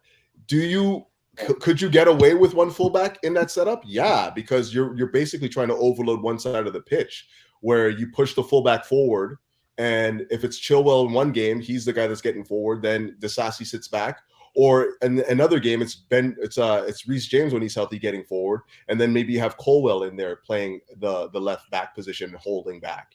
So it's about the balance, right? And this is no different than what we've seen. What we saw today was just a team that understood what the manager was asking of them. And to be honest, I don't know if we touched on this. We were extremely aggressive again at attacking their box. I'm talking like 4s, 5s, and 6s. We attacked with a lot of numbers. It was no different than the game against Fulham, but of course, this game we took our chances. And it was weird because we're chasing the game. Yeah, every time we're chasing the game from the get-go. Yeah, every time we pressed from the front, and they ended up kicking it. We always had one player in the defense free all the time that received it. It was weird. Do you know what I mean? Because we'd press so much, they just. What happens when you start pressing the opposition is they start dropping deep to try and receive. And once you do that, and we start applying the pressure, all they end up doing is hoofing it, right? And they were just hoofing it up to that striker. If he was on the right side or the left, it doesn't matter. It always felt like we had the numbers in defence to deal with it and then win and then build the play up again from it. And it does work, don't get me wrong, but I want to move away from the midfield. I want to get to the three in the middle because we had Enzo, Caicedo, Palmer. Now, we could probably all sit here and say, this is the three we want to see, right? This is what we want to see. We've got our two creators, Enzo and Palmer, in terms of receiving the balls, getting on the balls, in and around, trying to make things happen. Caicedo playing more on his own at the moment, which was questionable because at the beginning, people were saying, do we want to see him a bit more further forward, being effective, winning the balls high and maybe doing what Enzo's doing, which is a bit further forward and try and win balls and then maybe have an actual sitter. But he's doing the role very well and he's implementing the role very well. But then Conor Gallagher wasn't on the pitch yesterday. And this is the performance we had with the three in the middle. So I know Gal Dog with 2 assists, though. Gal Dog. He did get 2 assists. And he assisted Burrow's goal as well, you know. He did get 2 assists. He did get 2 assists. Don't get me wrong. The first one was very good. He looked up, he played the ball back, and Palmer passed it. The second one, the second one was nice as well. The second one was nice. Nah, that second one was nice. But he also gave a goal away for me because he did. Yeah. No, he did. There's lots that had to happen. There's lots that had to happen before that goal went in. But anyways, he did. So anyway, yeah. But Couch. The main thing, he does that a lot, though. That's the problem. He does that a lot. Yeah. In the long, what I'm trying to get at is, are we now agreeing? Maybe not. Still, this is what I want to find out. That Conor Gallagher not playing every game is the right way forward. Oh, absolutely. Use him in the correct games. I've been saying this from the beginning, Jeff. Horses for courses, man. I've been saying, how long have I been saying this to you guys? Horses for courses. When we're talking about the midfield three and we're talking about Lavia and whatnot, and I was like, listen, Lavia's not going to play every game for me either. And you guys know how I feel about him as a player. It's what games dictate, what games you need specific characteristics in. And for me, this was not a game for Gallagher. This was not a game for Gallagher. This is why when I set up my lineup, maybe not. But again, did we have the same sort of like health in the squad? I don't know. For me, we had these players available. Broja was available, so we could have started. We just started with Palmer post 9. I don't think Chilwell so then we started. Yeah, so we started Colwell. So we still had, like you said, obviously with the setup, right? It's one fullback, one centre back at fullback positions, right? So we had Gusto available. He started right back, and then Colwell started left back. So we had the same complement available. He just chose to start with Gallagher in the 10, and then Palmer up front. And Colwell left back. Well, and to be honest, I wasn't too far from that either because I didn't see Broja starting because I just didn't think. And he showed why I didn't want him to start today either or yesterday either. Yeah, 100%. He doesn't press well. He has no presence on the pitch. Like we scored 6 goals. Stop slaughtering freaking Broja. Leave him be. We're dealing with the midfield. Okay? We're going to deal with the midfield. I say horses for courses, and I like what. Like he almost scored, I guess, but yeah. Bro, I told you, I told you, cheese strings. I told you, from early cheese strings, trying to give him chances, and I said, nope, the guy's got a cut. I've seen enough. He still needs to play for me. I'm sorry, bro. It's the injury. You know what's worrying? The injury ruined him. You know what's worrying for me? The guy's He's 21, yeah. And when I'm watching him, I'm watching crooks, like I've been saying. I'm watching an old man on the ball, yeah, a man that can't move his body. He can't even bring down the ball anymore, Jem. When I'm watching this guy in person, yeah, bro. the ball, when the ball's in the air, he doesn't even jump for it anymore, bro. I don't know if he's scared to jump. And not Wait, land on let's his let knee. Couch He finish. tore We need to get onto the attack properly, innit? But let Couch finish on the midfield, innit? Yeah, fam. Oh, Thank you, Broja, Corey. he's got a cut forward, man. Yeah. Sorry, man. He's got a cut. I know it's your boy. Man. I know Amando's your boy. Oh no, but I've been saying from early he's my boy, but he needs to go. Like sometimes you Bro, can tell your boys they got. It's like a doy, He's man. got a That injury was way too severe for Broja, and Yeah. it sucks to see. Yeah, same for him too. But Right, again, right. let Couch finish in it because we got to talk in the midfield a bit more. Go on. Yeah, I call him just think Mudryk. that there's horses for courses. When you need goals and whatnot, and you need to be, on the front foot, it's not a game. I was on the London is Blue podcast last night, and like this is basic. I was struggling because those guys love Connor, and I was struggling to find the words to like convey what it is I truly mean. In games like this, you do not need Connor Gallagher. There's gonna be games that you need him in because his energy, his ability to like press effectively, win the ball high up the pitch, all these things are still useful traits within a side. But when a game is asking for, sort of like ideation in the final third, understanding where the runs are, dictating where the next move is, he doesn't possess that. He doesn't have that quality to his game. So yes, it made sense to play with two attacking eights here. And it made sense to have Enzo as an advanced eight. It made sense to play Cole Palmer as an advanced eight. And, just have Caicedo in the holding role. It's just what the game called for. We played so much pressure in that final third, they couldn't live with us. And when we say that we, a lot of the goals were down to mistakes from Middlesbrough, that's disingenuous to me because our pressure that we applied in that final third forced those mistakes, errors. So yeah, it's all of that, right? It's all of that. So yeah, I thought that was the right sort of collection of positions that our midfielders that we needed there. Hey, Catch, would you say that Gallagher does better in the tougher teams? Gallagher starts against Liverpool. This isn't a question. Of course, but my question more is like, okay, everything you said, Couch, is right, 100%. Horses for courses.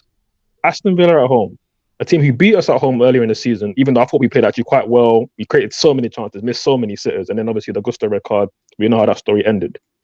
But Aston Villa at home, cup game, do you start Gallagher or not? He will, but I wouldn't. No. He will. No. Okay, so you're saying Poch will, but do you guys want? Would you guys? Obviously, you're manager for the day. Villa, no. Liverpool, yes. Look. I think I start him, and the reason why I start him, I think the reason why I start him is because the energy levels, right? We're gonna need energy in that midfield. We just played on Tuesday, and it's Tuesday, Friday. Think about this. We spent a lot of energy in this game. Couch does have a point. A lot of guys, they're not going to be at 100%. You're going to need somebody that has fresh legs to come in. Yeah, I get that. All right. And against Aston Villa's midfield four as well, which is very physical. Do you know what? Absolutely. Do you know what? If it does start the game, and the game's not going how we want it to be going, at halftime, I need Poch to be ruthless and take him off. Yeah, that's the main thing. Good point, Don. Start the game. Good point. Start the game, innit? But if it's not working, get him off at halftime.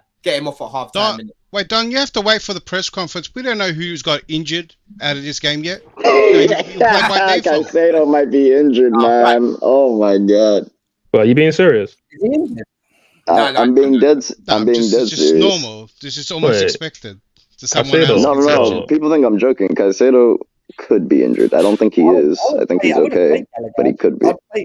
I'd play Carney, mate. Fuck it. I'd get Carney on the pitch. He looked sharp, man. Let's go. Yeah, he did. He looked good. I would take time with Carney. Carney needs more minutes. Don't just dump him into the fire. And played him in 65 minutes, then we took him off.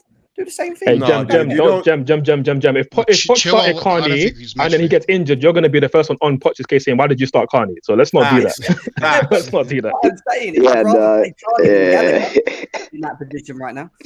Yeah, if he's fully fit, but obviously we got to bed him into the team a little bit. He's only played like 10-15 minutes at most, coming on as a cameo. And last time he did that, he got injured straight away. So let's warm him up. Wait, can we just? Chilwell was a bit of a risk to start too. He still wasn't match fit. Yeah, but even he had like 20 minutes before this game, right? Carney hasn't even really had that, to be fair. So.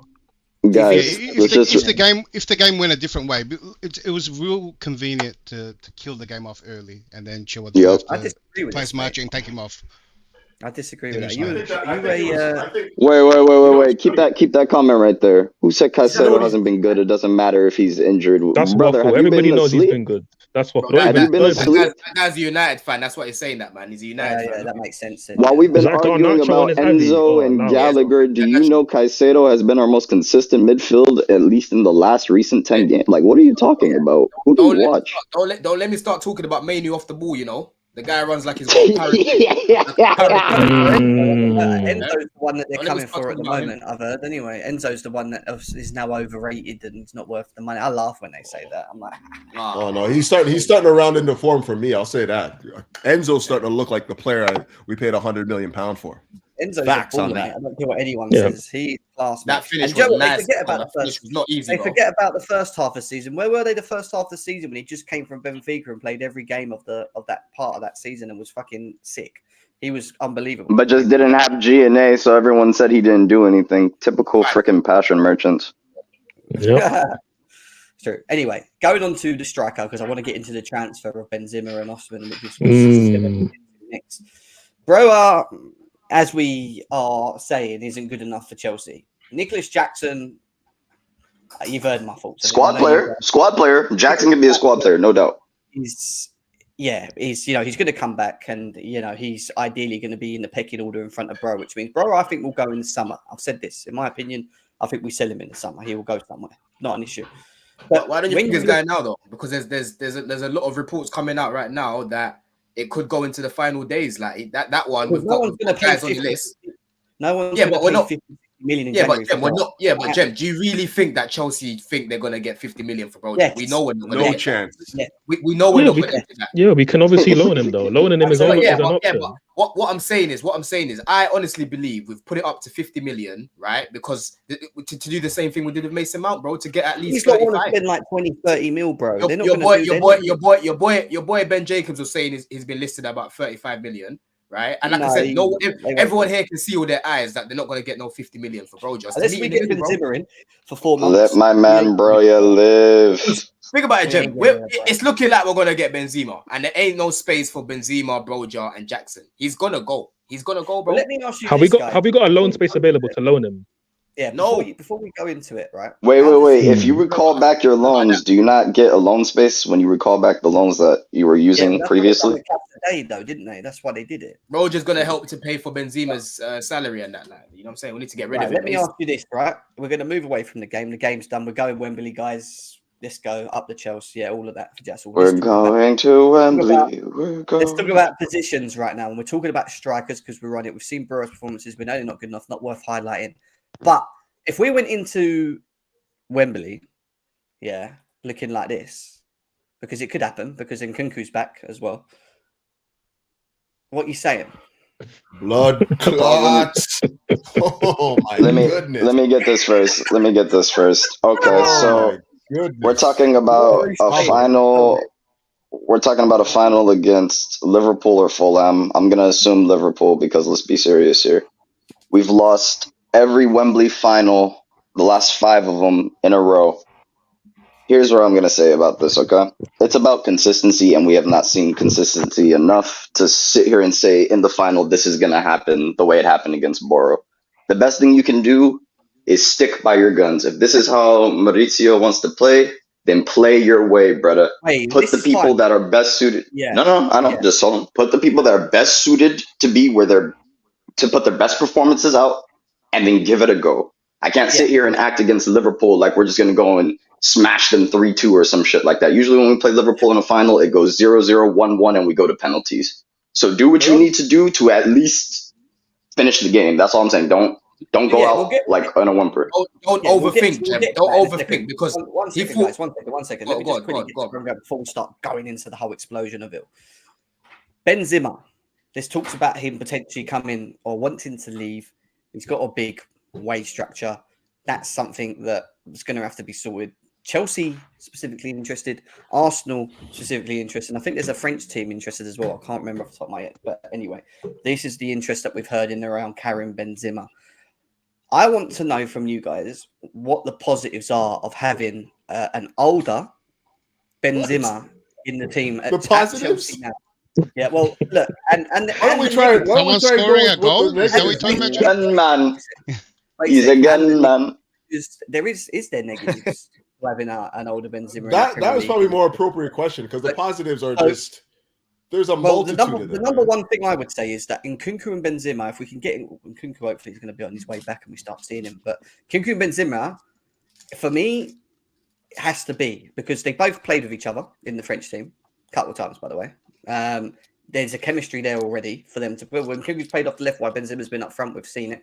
Sterling, I think, will benefit with a Benzema and Nkunku because then I don't think that the reliability of goals having to be scored then falls in that because you've got the two players that are goal scorers in the team, in my opinion, in them two, yeah. So all around the chemistry of what Poch is trying to do with Enzo and Palmer behind, playing the balls and whatever, is equally better. Now, what's the negative of having a Benzema in Chelsea? I'm not too sure about. Look, listen, it's the whole age on the break, running behind. He hasn't got the speed. We know all that. Yeah, he's not going to be able. Is he going to be able to hold the ball up well enough against the physical defenders that we have in the Premier League? Is he going to be able to be that striker still at the age he is and utilize that way, or are we going to have to accept that maybe that's not there anymore, but just create and he just scores goals? Is that all we're talking about with Benzema? I think we're talking about a lot with somebody of his caliber, to be honest. I mean, you talk about the presence up front thing, right? He's not. I was about to say Lukaku. That's a bad even name to mention in this panel. But he's not like prime job or anything in terms of holding on the ball up. But I tell you for one thing right now, he's got way more presence than Broja up front. Way more presence. So instantly, you're going to win a lot more. Again, people say that I like Broja. I do like Broja, but again, you have to admit the player post injury is not the same guy. He's not the same guy at all. But obviously, Benzema will bring a lot more presence up front. Again, cool head in front of goal, composure, good mentality, and he'll come to England thinking, you know what? Not that he has a point to prove, but like it's a good part of his career to, you know what? Let me show what I can do in this country, right? Let me show what I can do here, because obviously a lot of people will talk bad on him. People talked about him for a lot of his career until just recently, when obviously he had a great season as the main man for Madrid and won the Ballon d'Or, but he's still out there trying to get. Yeah, so for me, listen, this is a top striker. This is a top striker, and if we can get him in, it'd be a huge upgrade on the team. And again, if you look at this 11, right, week in, week out, I would like to see that against Liverpool, given their form. Maybe you want to say, okay, we want to bolster the midfield a little bit more, right? Because obviously, again, Liverpool at Wembley, it's a tough test, right? So maybe you want to look at, okay, maybe we bring one of the strikers off and we have like a midfielder just to bolster the game. Maybe second half of the game, if we're chasing it or we're looking to kill the game off, then you bring on one of the attackers, right? But other than that, though, listen, this attack and this team would give us obviously way more goals because the football we've seen on the Poch, as much as we've all been critical, right, of team selection, of tactics, how we've gone out in second half of games, despite all of that, we've created a lot of chances. We're up there numerically for a lot of metrics this season. But if we have killers up front, if we had an Nkunku up front, if we have Benzema, if we have both, it changes so much, so much. So of course, this will be a massive signing, and we need to get it over the line. We have to. Exactly, and you know what it is, what you were saying as well, what you were saying as well, Cal, just to go back to the point that you was making as well, forward, about the team and the setup and that, and what you were saying as well earlier, Couch, when you said that Middlesbrough couldn't deal with the way that was attacking them. This is the main thing that I've been speaking about the whole season, bruv. Don't worry about the opposition too much. Worry about what we can do and how we can help our attack, because we've got good players. We've got very, attacking-minded players. And like I said, I was seeing a lot of intent in that box yesterday. I was looking at these players and thinking, anytime we get a chance, it looks like we're actually going to score. It's not half-hearted. Hey, Don. I mean, it's not half-hearted. Yeah, that's what I was seeing. So he there's no way he can revert back to what he was doing. And if we bring a Benzema, bro, the chances that we're creating, this guy's burying them. Because his mobility, I don't think his mobility is there at the way it was, because when I watched him last year, bro, we played him both legs. I thought, Benzema looks he's starting to look a little bit crooked. Do you know what I'm saying? So we need to be creating some good chances for him, because the mobility may not be there right now, innit? It may not be there. I'll tell you. Can I just say this? I'll tell you this. This is where I think. Sorry, Callie. Benzema is a guy that is still going to be attracting the attention of the defense. He's still going to be attracting the attention of them. So even if he's not necessarily being the one that's on the end of things, he's going to be pulling people out of position and allow for the likes of Nkunku, Palmer, Sterling to get into positions where they can finish, right? This is what we're missing right now for me. Somebody that is actually taking taking the attention away from our more talented finishers. Like we saw that game against Borough. Like I still don't know what Broja did in that game. I don't want to harp on him because he's young. He's the first leg or the second leg? The hunt man down, but he was just chasing man. It was just hard for me to watch that, right? It was hard for me. He wasn't even pressing effectively. I couch. You know what I said to my cousin? I said this guy's trying to run. He's trying to run his way to stay at the club, bro. He's trying to press. Nah, you guys are sick, bro. Man tore his ACL. Have some class. I'm telling you, Kelly. All I was seeing the guy doing was just pressing. You're better finishing in Jackson. Don, you tear your ACL and then try to run up the pitch back and forth. All right. You don't see him so mad. Yeah, cool. I watched the highlights today and I saw the first goal. It wasn't even him that scored. Yes, but Sterling's pass was bad. Like, big up to Chilwell for the goal, the pass. Like, it was great, but like Sterling's pass was actually Sterling had a great game. Sterling messed up. Pass, Sterling messed up on that goal. And don't get me wrong, if Broja scored, people be like, "Oh, he had a good game. He scored. He did what a striker should do." Absolutely not. He was still poor. You should have had a tap in if Sterling did the pass right, but he was still poor. And we need presence up front. And like everybody's been saying, we need a proper striker. And Benzema, even though he's maybe not as mobile as he was, he still will give us way more up front. No, I'm not having this. He is a better finisher. I don't care what anyone says. But Cali, what are you not having? Hold on, what are you not having? Cali, who's playing the defense league now? Broja has to go. Listen. Broja has to go, bro. I'm just saying he tore his ACL. Like it's the same thing with Adoy. We didn't trash out Adoy knowing that Adoy ripped his Achilles. Like if you have that type of severe injury, you're done. I'm hoping Fofana comes back okay. Fofana might be done. Yeah, no, 100%. Listen, I was one of those guys that I have tweets out there saying that when Bray was at Southampton, that he can come back and he can be top for us. Like there were Diego Costa comments out there, and I was saying, listen, he's not Diego Costa, but he could be Diego Costa. He has that region. I feel you. Once he had the injury, just like with Hudson, they have to admit that they're not the same players anymore. So respectfully, they have to go. And I said that, listen, January 1st, he has to be gone. But for some reason, we've delayed.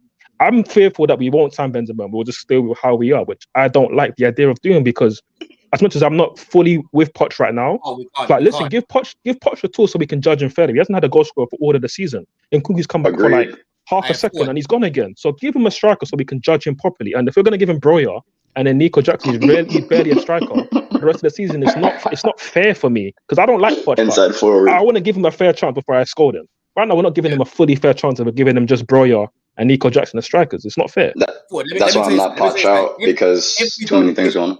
If we keep Broja and Jackson, like past January, we don't bring in a new striker, it's going to be as bad as playing Levi at left back the whole season. Yeah, because Jackson is inconsistent. Yeah, but in Cuckoo may not be, he might not play up top. He might play on the left. No, we just need him anyway. We just need to listen. We just need to be fair accordingly. And for we me, need to get another striker. We can't even talk about Nkuku because he can't prove his fitness. We got to talk about who's here right now. That's the main thing, Jem. So as much as I'd like Nkuku to be available, he's not. Do you know what I'm saying? So for me, how I look at it, we need to bring in a guy like a Benzema that can actually finish these chances because Jackson, is too inconsistent. Broja, we can all see he's finished. So we definitely have to bring in a Benzema, bro. 100%. And the thing about Jackson too, I wouldn't even say Jackson's like super inconsistent. I just say he's super inconsistent at finishing. Everything else, it's usually a solid day with Jackson. Solid pressing. No. Wait. Be fair. I give it balanced. I said usually he's super inconsistent when it comes to finishing. He's terrible aerially. However, he has those other positive qualities. I just want to be fair. Like it's not like Broja, where like Broja is actually giving you nothing. Like with all due respect. I agree. No, I get what you're saying, yeah. But what I'm saying is that the overarching point on Jackson is he's a guy that you don't stop inside forward. He's not a striker. No, not that. You don't play him. You don't play him week in, week out. He's meant to be a backup. Right now, squad player. It's meant to be a squad player. Is the point that I'm making. So Jackson, I've been defending him, bro. I said people talk about him on Twitter like he's useless. You know what I mean? Now they're seeing Broja up top. It's we need Jackson back. Do you know what I'm saying? So foolish people. This is Jackson needs time. Jackson's that lone player. Hold on, Declare. Let me just land my point.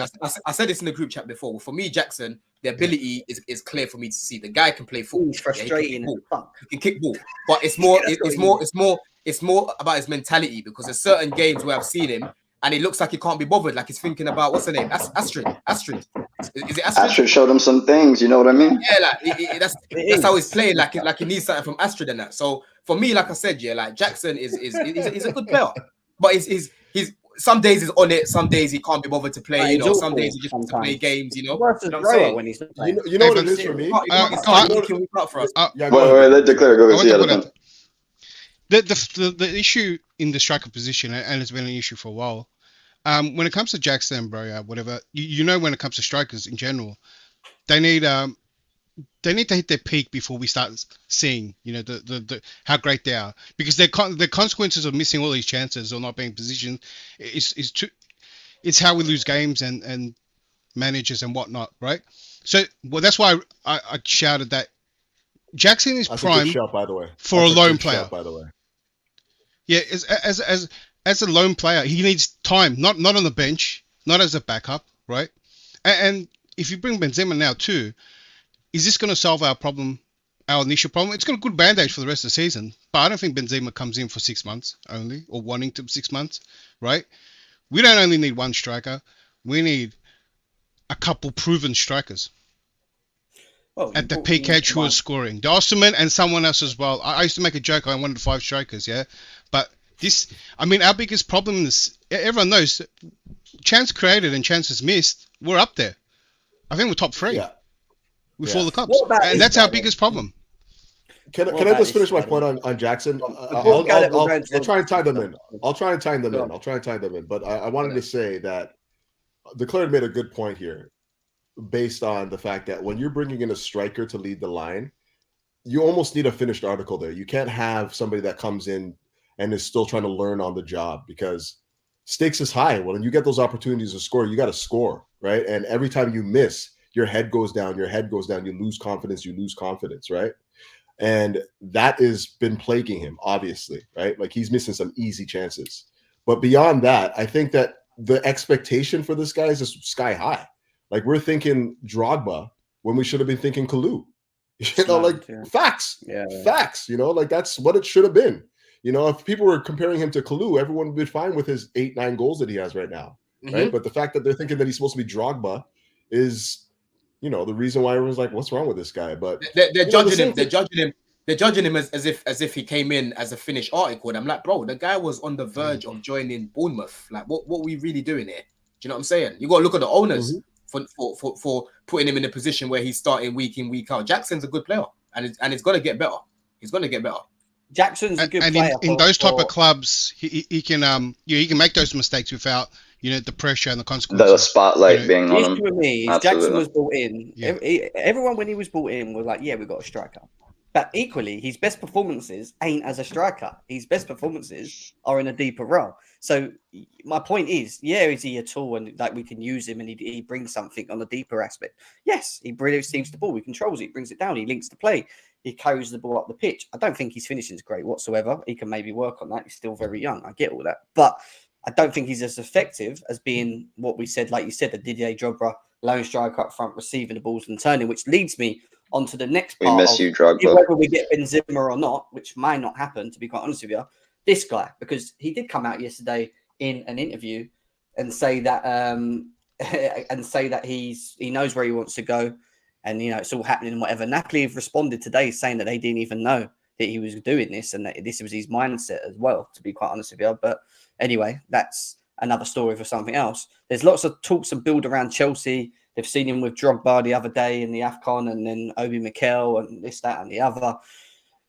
Is this guy the answer to Chelsea's striker problems in the summer? This is my question right now. Saying the answer, I'll take that first. Saying it's the answer is absolutely ridiculous, because he's most likely going for 100 M's. He's already going to be overpriced. We've all had talks and conversations about Osimhen, quality striker, but we all know he has deficiencies to his game. And I'm just tired of doing this thing where we keep bringing in the striker to be the messiah.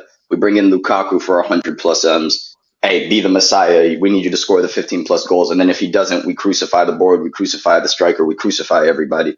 At the end of the day, this type of team and how it works, this is one of the very rare times, I would say maybe since Ancelotti days, where this Chelsea team, if it's going to win titles, it's going to be by outscoring the opponent. It's not going to be by defensive solidarity, masterclasses, all those types of things. This team creates a bucket load of chances. Sometimes they're half chances, I admit, but most of the time we do actually create 1 or 2 quality chances of in front of goal that we should be burying. Like, no arguments. Couch said the other day, and this is the one thing why I can't be Poch out. Couch said the other day, if we buried half the chances that have been created on these stat sheets, fuck XG, fuck all that, excuse my French. If we literally put that ball in the back of the net, we would have, 8 to 10 more points, which would put us where in the table? Do you think everybody would be, reacting so crazily? Everybody would be Poch out? Everybody would be no. But Poch made it worse when he was putting people out of line, out of formations, trying people in different positions. Say what you're saying. Say what you're saying. Stay where you are. No, I'm saying with it. I'm saying with it. I got you, Couch. I got you. Don't worry. It's called balance. It's called balance. And at the end of the day, don't think. Hold on. Wait. Let me finish this. Is the concluding point. Don't think Osimhen is going to be the Messiah the same way I'm seeing Nkunku when he gets back. Oh boy. Because if it doesn't happen, watch how everybody's going to react. They're going to point at Poch. That's all I'm saying. Just keep the same energy. That's all I'm saying. Regardless. Yeah, we're definitely. Hey, listen,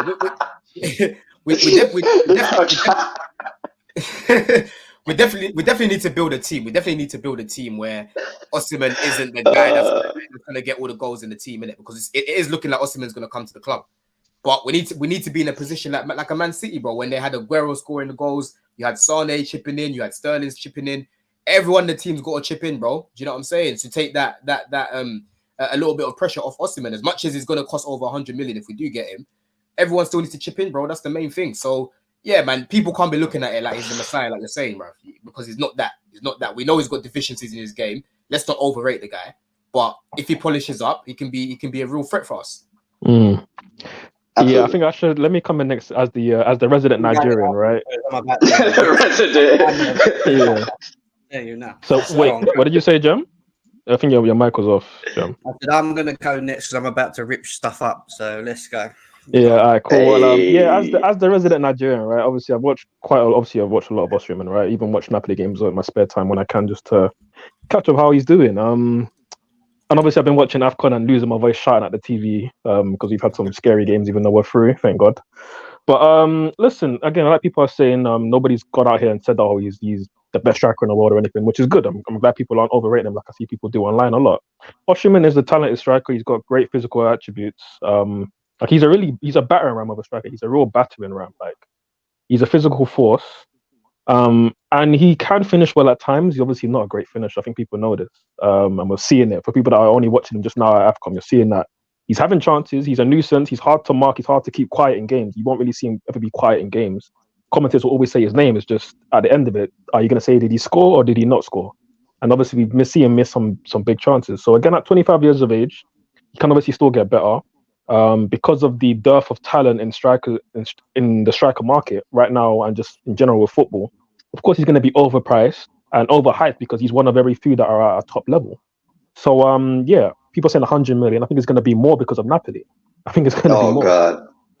Fuck me. And again, I don't know. Actually, I'm not going to read too much into the signal that Couch just made, but for me, like Osimhen is top 5 strikers in the world, and there aren't 10 great strikers in the world anyway. I don't think even to say he's a great striker, right? Like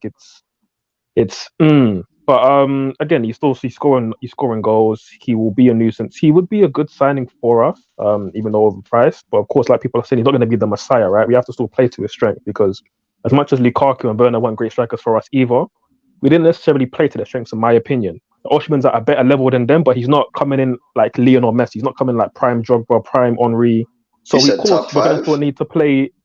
Well, right now in the world, who are clearly better than Osimhen for me right now? Haaland, Kane. Well, sorry, Kane first. Haaland, right? Arguably Lewandowski still, right? Even though he's had a bit of a weird season, but you're still. No, you're definitely right. He'd be in the top 5. I'm saying this. You would agree the striking market is worse now than right? It's horrific right now. It's an absolute disgrace. The striker market, 100%, it's a disgrace. But I'm saying top 5. Maybe he isn't top 5 because I would have Tony ahead of him, and that's the guy who I want. Actually, I want Ivan Toney. He's a bit more experienced. It's kind of weird because he may be not in the same in the right age profile that the board want. But I'm sick of this stupid age profile, man. Get the right player for the job. of me. Tony is that Preach. guy because he can link up the play. He's physical, maybe not as super mobile as Tony, as a Osimhen, but he's mobile. He can get about the pitch. For me, he's the most similar striker in the world to Harry Kane, who's the best in the world for me, and he's even a bit more mobile than Harry Kane. So for me, if we can get Ivan Toney in for 70, 80 million in the summer, I'm all for that, bro. Like 27, 28 years of age. So he can be a top striker for the next 5, 6 years. Like we've seen the likes of Benzema, Lewandowski age well. Even Harry Kane will age well. Tony will age well with given how he plays football. So for me, that's the guy we got to go and get. If we get Osimhen, I'm not going to complain. I'm going to be nervous as hell because I don't want to see a Nigerian flop at Chelsea with the number 9 shirt. Hell, but flipping out. I hear that, man. But at the Paul, same don't time, you You think see we should more go for come both? out. Tell him take that mask off, man. Tell him take that mask off. I'm tired. but he puts on that mask and he bring it thinks he's down. fucking Zorro, bro. I don't know what he's doing with the mask. Wait, He thinks he's Jem, some before you go superhero, crazy, can I Yeah. ask forward this one question? Forward, the striker that Osimhen most reminds you of since you watch him so frequently. Hard Tammy to Abraham. compare because Don't say Tammy. Have some you're a respect. sick man, James. You're a sick man. Also trying to stick on my other Nigerian brother as well. Don't do that. But Have I some can't really respect. compare him to like another striker. It's hard because like if you Mhm. don't remember like Kevin Davis back in the day for Bolton, right? Like he was a physical presence. Obviously not as mobile as Osimhen, right? So I can't like. But like that's why like Bolton, I the talk about 2000s? Osimhen. Yeah. Man said Kevin Davis. And again, not David talking Ball's level wise. striker from the 2000s. I can bring up many strikers. I just thought somebody that's super Nah, I'm physical, just right? And he joking. came to mind growing up. But like again, that's why I don't want to compare him to like a Drogba, because Drogba had more to his game. Drogba was a much better passer, Yeah, much Kevin better Davis. link play, and Kevin all of these Davis. things. Kevin Davis. No, that was a good example. That's a good enough example. Yes.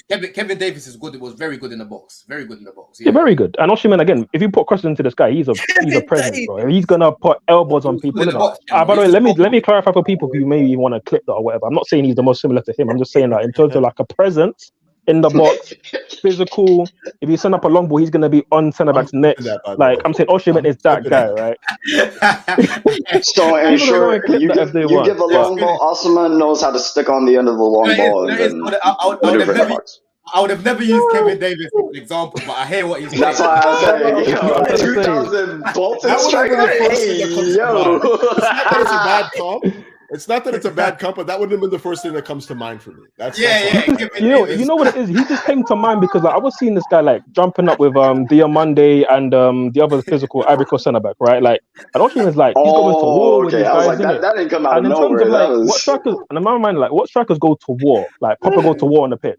Kevin Davis was doing that in the 2000s, yo. Like he was going to a war with man.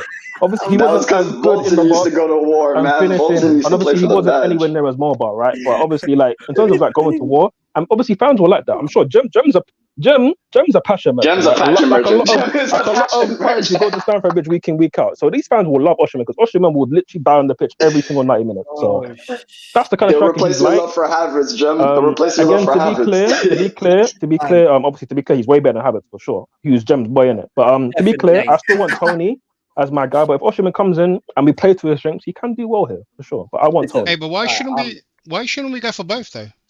So to answer that question just quickly, right? We already have Nkunku. And to have two top strikers like that when we don't play two strikers regularly, that doesn't really make forward. sense. We got Nkunku. You saw what happened. If we put all in this one striker, whether it's Tony or whatnot, yeah, and he gets injured as well, then you got this season again. Yeah, but we have. Wait, Kali, but look at it like this, right? We have. Let's say we have Osimhen, right, or even Tony, one of the two. Then we also have Nkunku, who can play up front, can also play on the wing. Then we also have Nico Jackson, who's in his actual role of being like a backup striker. So that makes sense. Having two top strikers who are going to be like 300k a week, it won't make sense. Hold on, Ford. We'll go back to what you said. Yeah, I need to take it back. It does make a lot of sense. Look at every other team. Are you going to bring up Kevin Davis again? No, I'm not going to bring up Kevin Davis. I'm not going to bring up Kevin Davis. I want to ask Declared, what? Did you just ask why can't we get both? No, we should have been going for both. He's right, though. We should be going for both. Osimhen and Tony. You know that's crazy, right? Like, right. First of all, you might not be able to get any, or you might be able to get one. But if there's a chance to get both, why not? No, how's that going it's to not work? gonna They happen. can't play. Not Bro, gonna how's that going to We work? had Drogba and Anelka. I Well, don't we want to just hear spend a that. And it billion, worked. so we can spend It $1 worked. billion, But but we Nkunku is can't the- get two Nkunku strikers. is Is the that what you're Anelka saying? here. Like No. Osimhen and No, Tony I know are you're pure saying nine. Nkunku is the Anelka here, but Nkunku be getting injured. That's what I'm trying to say. Yeah, but So but ideally, For the you- last 5 seasons, we haven't had a striker, right? Yeah, but Tony And you and spend all Osimhen- the money on. We're not gonna play- we're not The gonna play Lukaku 4-4-2 situation is a army. perfect example. We got Lukaku, who was meant to solve all these problems, yeah, and you have the same scenario. You get another striker that's meant to solve all your problems. You throw all your money at, right? And then something happens to that striker and he doesn't play, and your whole season is in tarnish. Okay, but Declan, I fully get what you're saying, right? Like we can't put our head, we Let's can't just hedge be all our bets on realistic just one here, man. striker, right? But like we can't, but like you're getting two pure nines. We won't play together. We're not gonna play a 4-4-2 old school like system in it. Like back in the day when we had back in the day, right? When we had Drogba and Anelka was more like that second striker, right? But he could also play as a Shadow nine. striker, Drogba yeah. got injured for a whole season, innit? If you have Osimhen and Tony, let's say they're both fit for most of the season, like they can't really play together. That's why I think Nkunku's like more the Anelka. Hopefully Nkunku gets fit. Liverpool and Man City have that at the moment, yeah. Guys, just let me When land. their main striker doesn't play, they have a really good backup, yeah. What's wrong with Tony being that backup? Yeah. Because you got to remember, Tony. These two They don't strikers wanna be aren't. backup. Well, hold on. Yeah, but- These two strikers aren't world class yet, right? They still have something to prove, right? Tony's They're a top six player strikers that in the world. he Yeah, hasn't. obviously you're not going to spend. But they 80 haven't million. played at that level, right? Hold on. Yeah, but Tony at the same time, Tony hasn't Wait, played at wait. the high level yet, yeah. I hear you, Declare, but we can only manage with the market. Like this isn't the 2000s. Oh God, yeah, we're not going to spend 200 mil. 20 World Class strikers out there. Like right now, if What we are talk we about doing? I'm just Osimhen saying and if there's Tony, a chance. we're talking I'm about. just saying there's a chance to again, get guys, him. I keep getting cut up, but I land the point. The point I'm trying to make is that right now, in between Osimhen and Tony, even at worst, they're two of the top 7 strikers in the world. You can't have two of them in the same club at the same time when they can't play together. It makes no sense. On 250k a week, it won't make sense. Let me go for a second, okay? Nyack, Do it, Jim. Don't make up Kevin Davis, please. You Havertz passion merchant. I've said this in several channels. Don, their AFCON affects your opinions on Osimhen. Top players like Mahrez and Salah struggle AFCON, but are Prem class, is what Nyack says here. Okay, so this is my thing. Okay? That's a good point. Because Callie said something. I've been listening to all of you. Callie said that. What did he say? I've gone brain dead because that Kevin Davis thing's wiped my brain out now. I don't know why. You know more. I'll be over hard. Callie was saying pause on that, please. What was it to do? Something to do with his price. Why have I gone brain dead now? I was about to go into a whole. But which part? The price, his abilities, deficiencies. What we on about? About the price tag or something. I can't remember what you said. There was something you said at the end about the price tag. That he's going to be overpriced. That yes.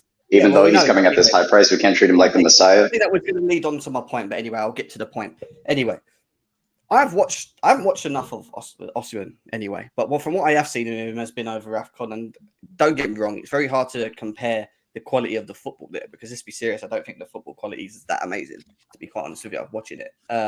However, the pictures, that's the main things. The pictures. However, when it comes to Chelsea spending another 120, that was it. That's what he said. He said Chelsea spending another. Oh, I've gone brain dead. Someone else go. I can't think right now. Okay, work yourself up. Wait, I got him. Don't stop. Jem, think very quickly. Are you watching what I exactly said? Compilation now? Wait, one sec. Jem, I exactly said we're going to spend another. I got this.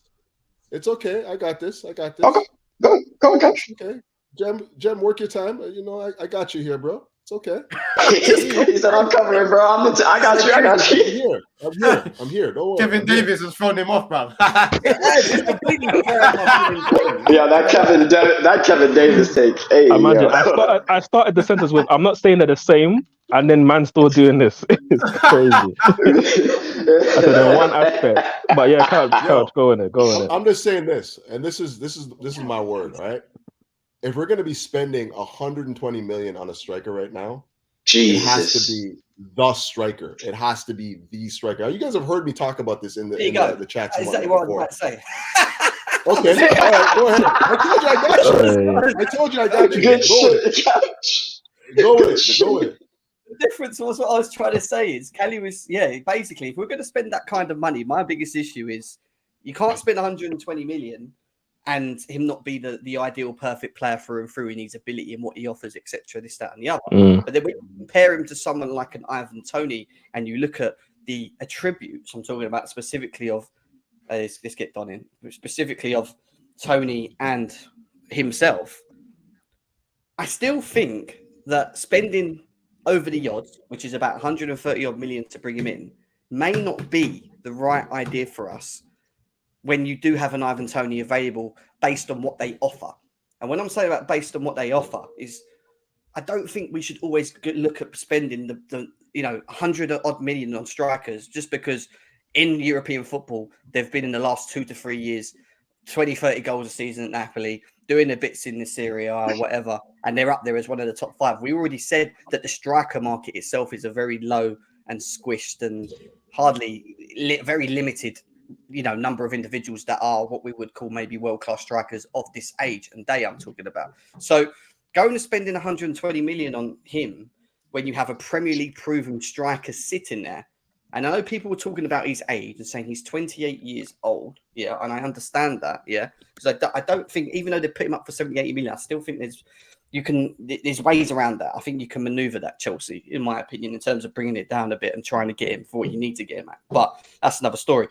When I look at the qualities of each player, I don't see 130 million pounds worth of striker in him that tells me that we should go and put our eggs into him. And then on top of that, on the back of it, and this is what Callie said, it's come to me, yeah, he comes in at Chelsea, and then we say, oh, we can't put the pressure on him. He's not going to be the answer to our jobs. He has to be the answer to our jobs, because this is the problem.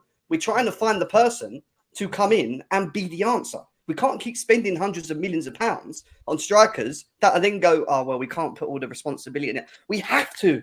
He has to be for that money. He has to come in. He has to get the ground running. He has to score goals. Wait, let him finish. We create. We know that we create. We have done for 3 years. Past Poch, even in past managers, we still created abundances of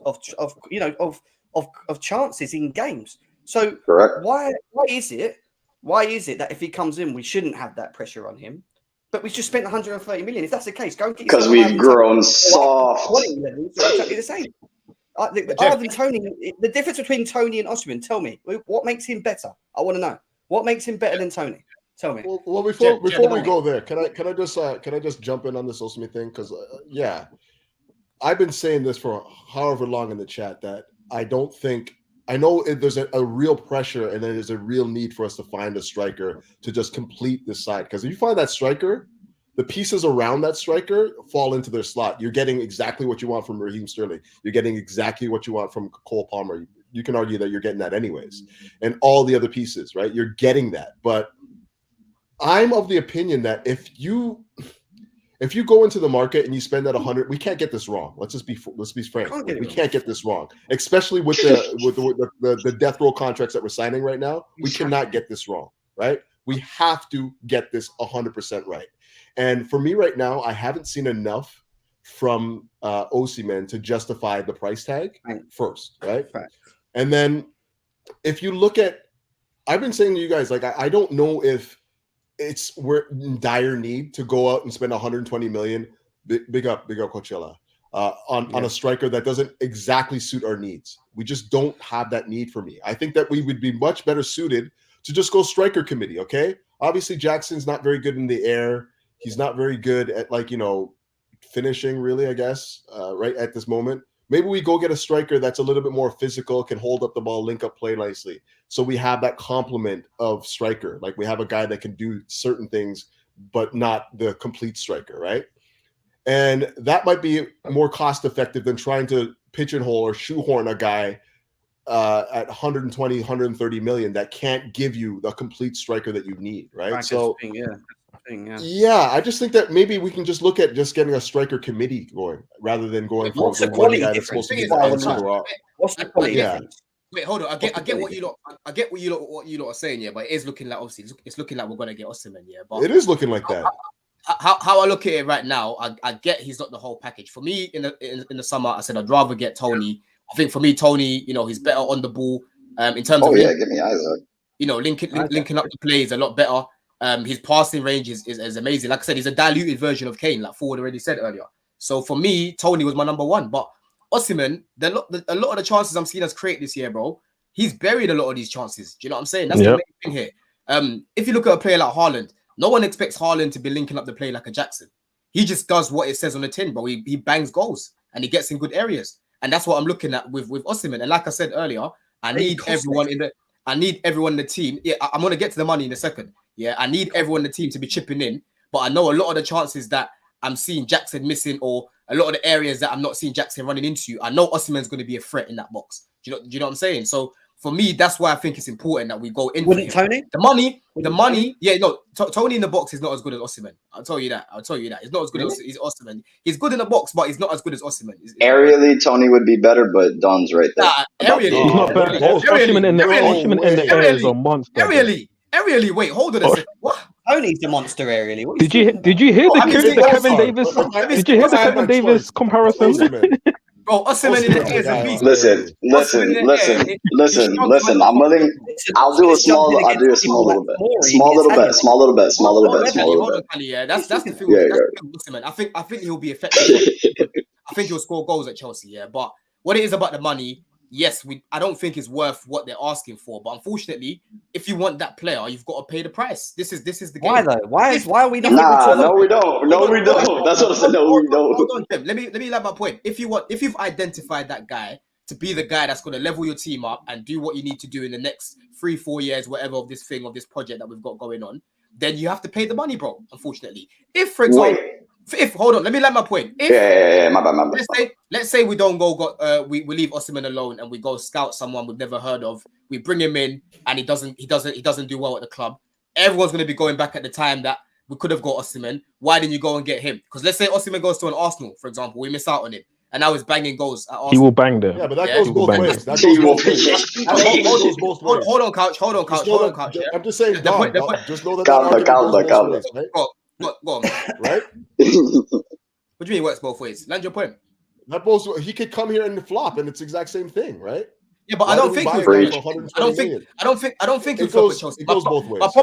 My problem, yeah, I'm not happy with the money, but unfortunately, my hands are tied. It's going to get paid. If we want the player, we're going to pay the money.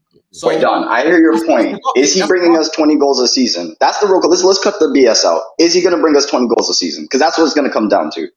If we're trying to find the striker, again, like Drogba, who can bring us 15 to 20 a season, if you're telling me Osimhen will give us 15 to 20 a season, pay the money. I hate to say it, pay the money. I'm being real. What, are you talking about 20 goals in the Prem or 20 goals in all competitions? Has to be at least 12, 13 in the Prem, no pens. 12, 13, no pens, bro. 12, 13? Yeah, no, I'm saying this for a reason. No, because listen, I saw Jorginho stat pad with fucking penalties. Don't tell me about penalties. Nico Jackson's about to get 12 in the Prem with no pens, by the way. Just so you know. If we're signing that big money, listen, I'm aware. Then we go ahead and we buy Morata, we buy all these strikers, and then they don't even put up 10. Listen, I hear you. I'm saying if you think he's going to bring me 15 to 20 in the Prem, with the majority of them not being pens, consistently bring him. That's all I'm saying. If it's going to be, he comes in and he drops 15 goals next year, and then all of a sudden he doesn't. I know no one can say that. That's what I'm saying. Why are we going to drop 120 mils if we can't guarantee it? Well, you're bringing my point up. No, you can't say that about you bring me Kane, you bring me Haaland. Kali, let me answer. Right? So obviously, like I said earlier, right? Like Osimhen isn't, like I said, prime drug, but obviously not Lionel Messi. Like not something you can say is like the Messiah, right? Even if we brought in Harry Kane, we could say, you know what, he's a guarantee of 25 Premier League goals, right? Cool.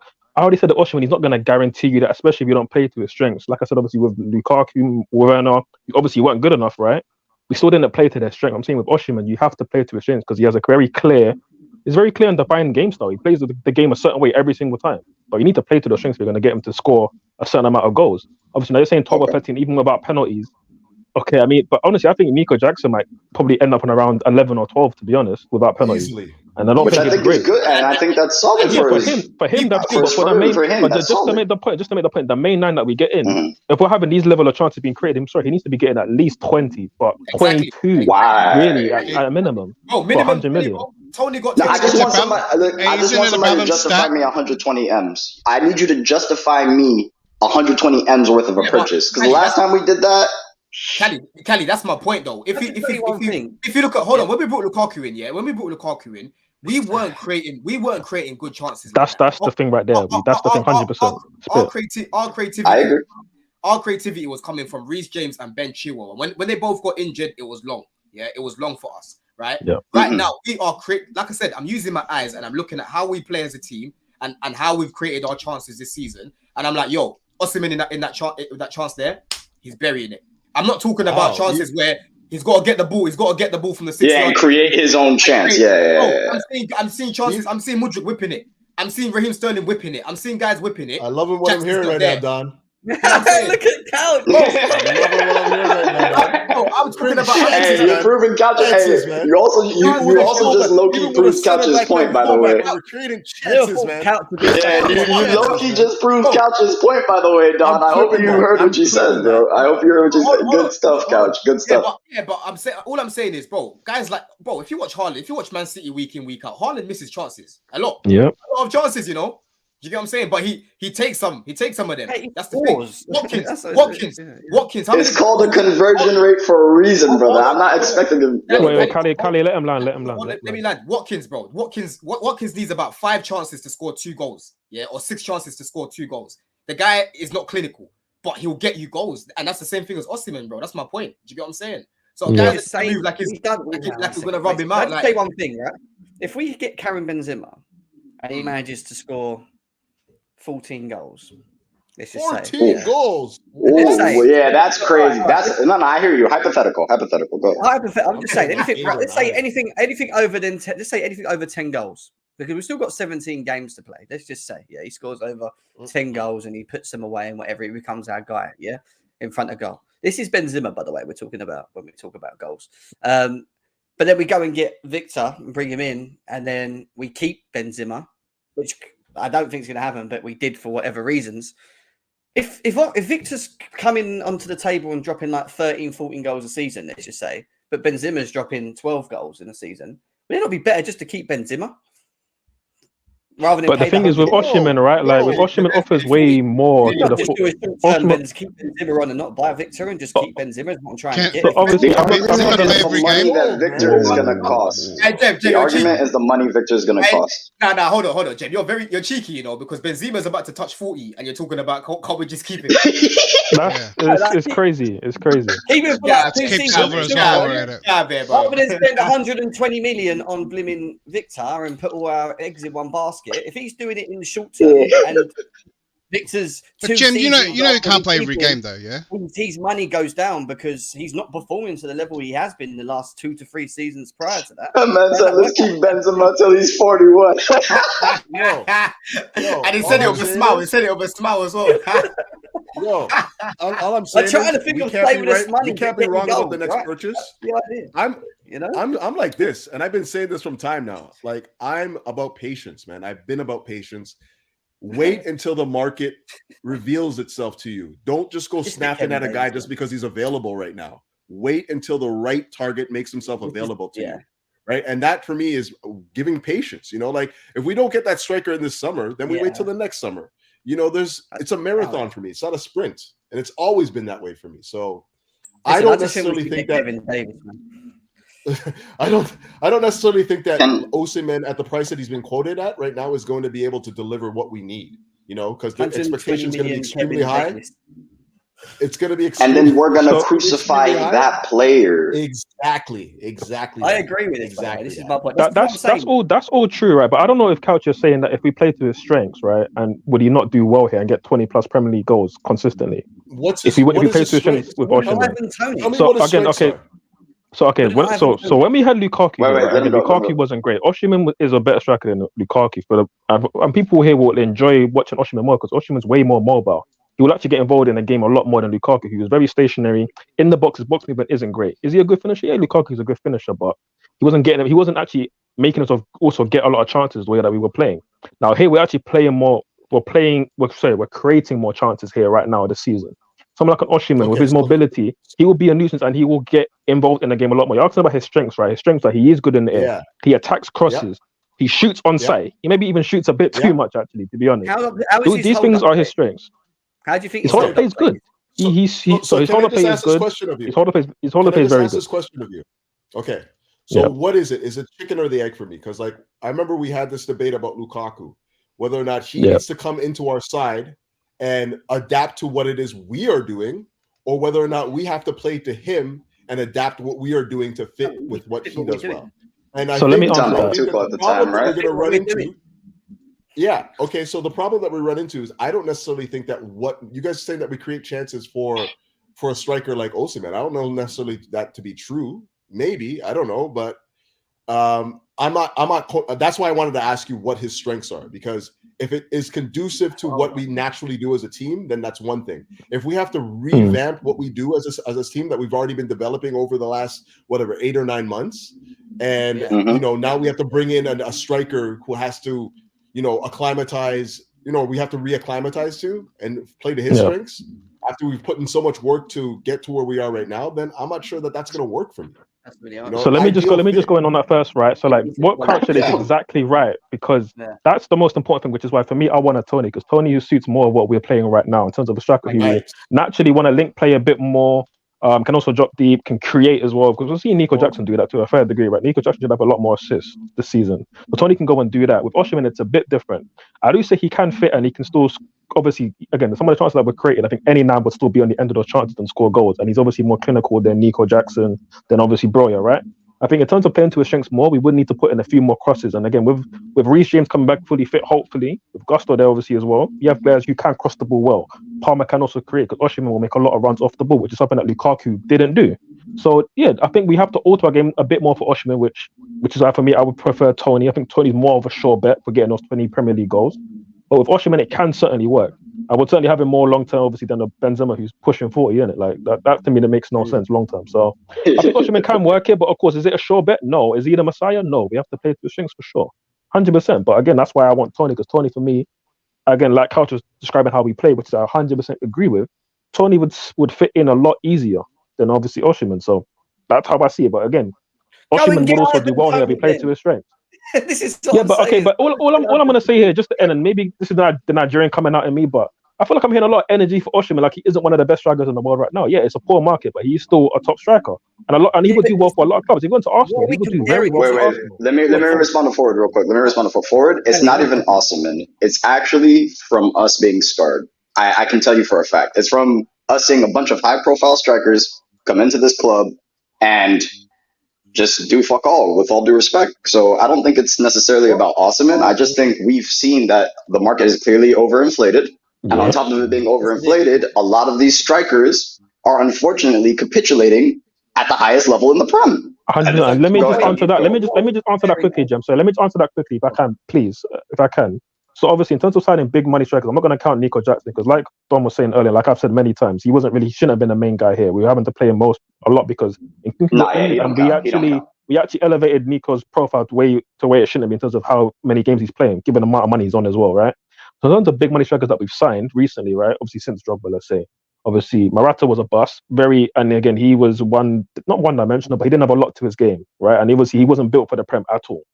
Obviously, Diego Costa came in and did well for a season and a half. Then he sort of started to die a little bit. But yeah, he came in and did well, right? Obviously, the other big money signing that we made was obviously Lukaku. Obviously, again, quite limited in what he can do. Didn't suit how we played, and also, again, not mobile enough.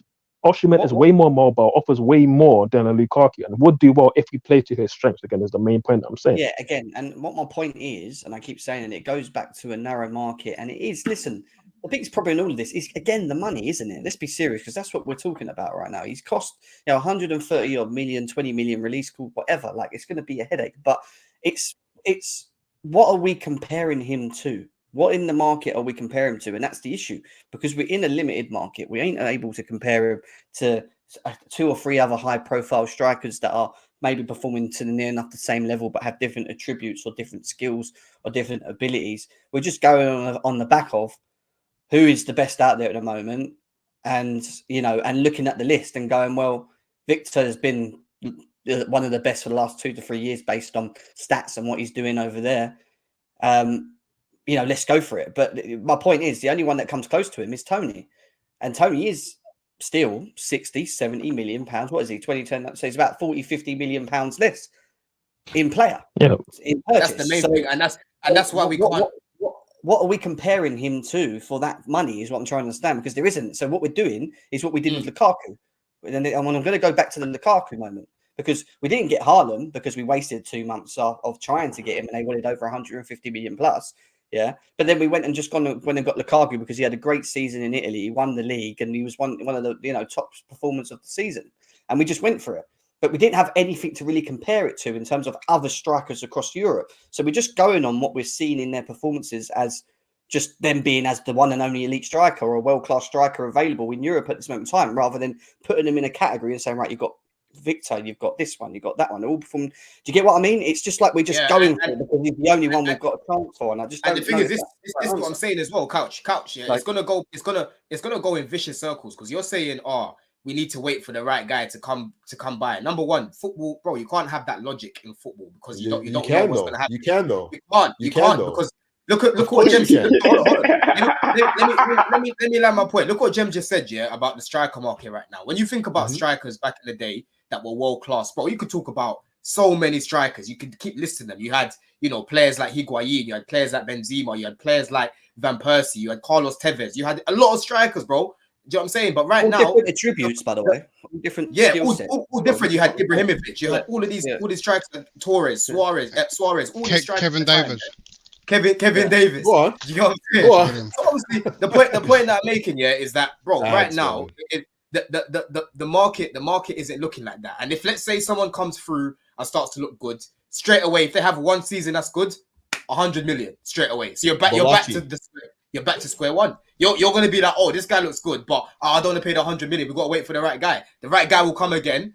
100 million. It's going to keep happening, bro. So you can't really look at it like that. But if it's the right guy, it's the right guy. It's not about the money. It's the right guy. Right guy. That's the difference. Yeah, but can I put a point? But you're saying you're waiting for that guy. That guy might not ever come right now. He might not ever come right now. So then you go. But there's a massive. Right? There's a massive factor here with our technical directors. We brought these guys in, and they were finding for Brighton hidden gems, right? Not gems here, but they were finding these hidden guys, right, at low cost that were coming in the Premier League, instant impact, right, and that will make and that was their specialty, right? That's what these guys were for, right? Why isn't that we bring in I still want 2 strikers?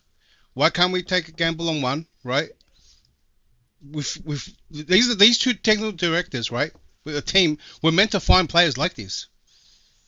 The guy that's going to cost less and make an impact. From Newcastle, he's scoring goals over there. Can you get him? I think Isak is quality. He's injury prone, man. He's another one that's injury prone. Okay. He's perfect for our team then, Don. Well, he's injury prone. Yeah, there we go. No, but Don's arguing injuries, so I hear that. I've got I'm saying, we welcome injuries. Christopher Nkunku's going to add to goals for Chelsea. Mark my words. When he can stay fit and he's on the pitch and he's playing, he will score goals. All right, that's one person that I know will get goals for. Sterling will still, if he's here, contribute to goals, in my opinion. He needs to leave. Reece James, if his legs can be healthy, will also contribute goals. He ain't going anywhere. I'll tell you that now. He isn't. He's going to be. You think Sterling will stay past the summer? Yeah, 100%. 101%. Do people have an issue with obviously he needs to perform to a higher standard consistently, but do people really have an issue we should get Sterling out over anybody else we've seen in the front line? I only say that because he's obviously on 300k a week. He's experienced, and let me just say it now, other than Palmer, for me, I think he's been one of our better players this season. But again, for the money that he's on, and for I'm talking about attacking players, right?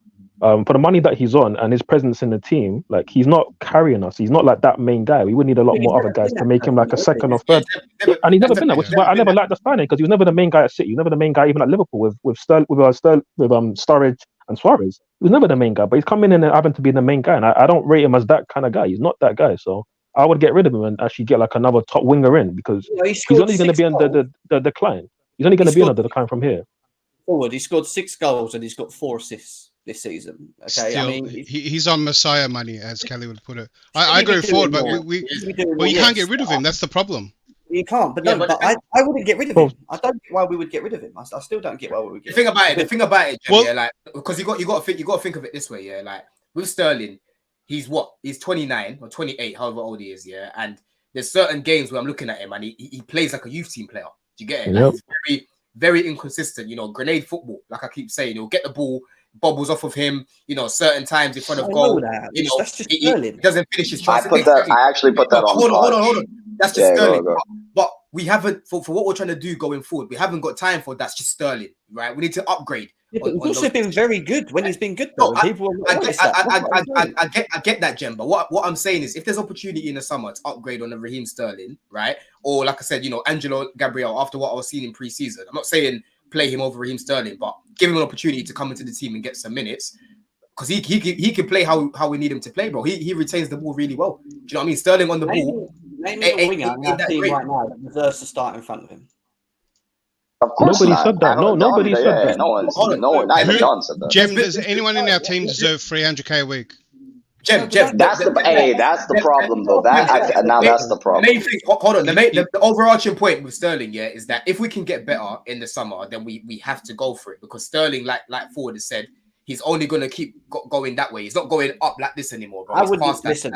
He's 28 going on 29. I think getting rid of him, I don't think we should be getting rid of him. Yeah, I give him till 32. He's an old 28, similar to Wayne Rooney. He's playing football, top level football at a very young age for so many years. He's had a good career. I like Sterling. He's having a good season now, but I feel like the decline is coming with Sterling. And if there's no time to make money on him, it would be now.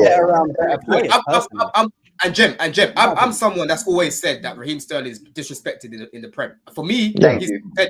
For me, he's top 10 Prem wingers ever. Top 10 Prem wingers ever. Raheem Sterling's in there.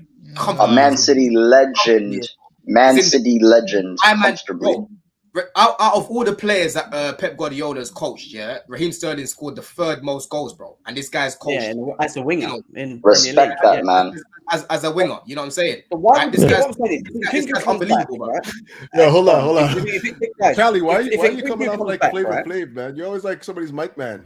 What's going on? Guys. I got it, bro. I gotta make sure you gotta respect. You gotta respect that, man. Yeah, we also need to hear each other, though. What I'm trying to get is if Nkunku comes back in and he finds his form and he stays fit, he plays. You're talking about bringing in a striker that's going to score goals, but also help the squad, right? He's going to create, he's going to hold play, we're going to benefit from him. Something that we've not really benefited much from for a while is a striker that can actually play as a striker and use his abilities to be able to bring people in, get in behind, score goals, do everything that you need from a striker, right? We've just not had that. Let's be serious, right? So we're going to try and do that by bringing in a Victor or whoever, or a Tony, all right? Let's just say we're going down the right path in improving the squad. Raheem Sterling's only going to get better with better players around him. I'm telling you now. If we have players around him where he's not the man that we rely on, which we've been doing most of the season. Sterling, he's experienced. He's won all these. He needs to step up. He needs to be the one that scores all our goals. He's never been that man. So when we start getting players that can kill games, that can score goals, that can create for themselves, I think it's only going to, in many ways, see a better Sterling, in my opinion. Yeah. But I get the whole thing of him getting older. For how long, his trajectory might start going downhill and moving him on at some point. But getting rid of him at this point makes no sense to me. So, Jim, everything you said, I agree with. By the way, I do certainly agree with. Like with better players, he would then fall back into his natural position, and when he was at City and Liverpool, where he was the third best attacker, which is fine. But obviously, back then he wasn't on big money at those clubs. It was only when he started asking for big money, Pep was like, "No, you're not that guy." He started benching him the last couple of seasons that he was there, and then he moved to us. So with let's say Tony's up front and Nkunku's kind of playing like left striker, right, and it's Sterling on the right, it would be a good front three. But then for how many seasons are we going to get a good version of Sterling? Because he's old, bro. He's old in footballing years. He's old. So I feel like right now, and the main thing for me. For me, I say he's an old 28-year-old, right? For me, because again, playing top level football since 16, for me, I think it's risking it. Maybe he could have crazy longevity like we've seen with Ronaldo and Messi, right? Very, very few players have had that, right? So he could. But my thing is if you look at the squad in terms of how to make money back, right, with this team, we obviously spent a lot of money giving 7-year contracts out to your Mudryks, your Nonnies, and Enzos, Caicedos, etc., right? Who's going to give us money back right now? Obviously, Silva won't at 39 years of age. It's only really Sterling. Obviously, we just signed Disasi at a mid-level age. Obviously, we just signed him. So you know what though? Let's be real here. Sterling's not leaving London right now. He's not moving anywhere, right? So he's staying in London. So it's either you sell him to Tottenham or you sell him to Arsenal, right? I mean, That's the could only Saudi clues I'm do a gonna little give. thing for us? Like, could they? I'm just Yeah. asking, could they? He's not. Everyone's leaving running London, away from man. there. Everyone's running away from there, man. The You Saudi honestly think, experiment's you honestly over. think, like, That you was guys honestly 10 think though. that's. Yo, but hold on though. You guys honestly No, think a couple Sterling men are trying to at get out of his there. age, 28, kids, well settled, London boy, settled in London. He's gonna be leaving London. No, he isn't. Not 300K no Logically, way. logically, you're right. Logically, you're right, Couch. I only said that I would want to sell him, but obviously, you're right. He probably wouldn't want to leave. So you know what? Maybe the club won't force him out, right? So you're probably right on that. But I'm saying I He would does want him to also leave contribute to personally. goals as well, and that's the other thing. He does score goals compared to Yeah, all he the other could do. wings we have in the team. You can't rely on Mudryk, Madueke, like even though they're not, they're on their own trajectories in terms of their own progression in their careers and whatever else that we're trying to do with them.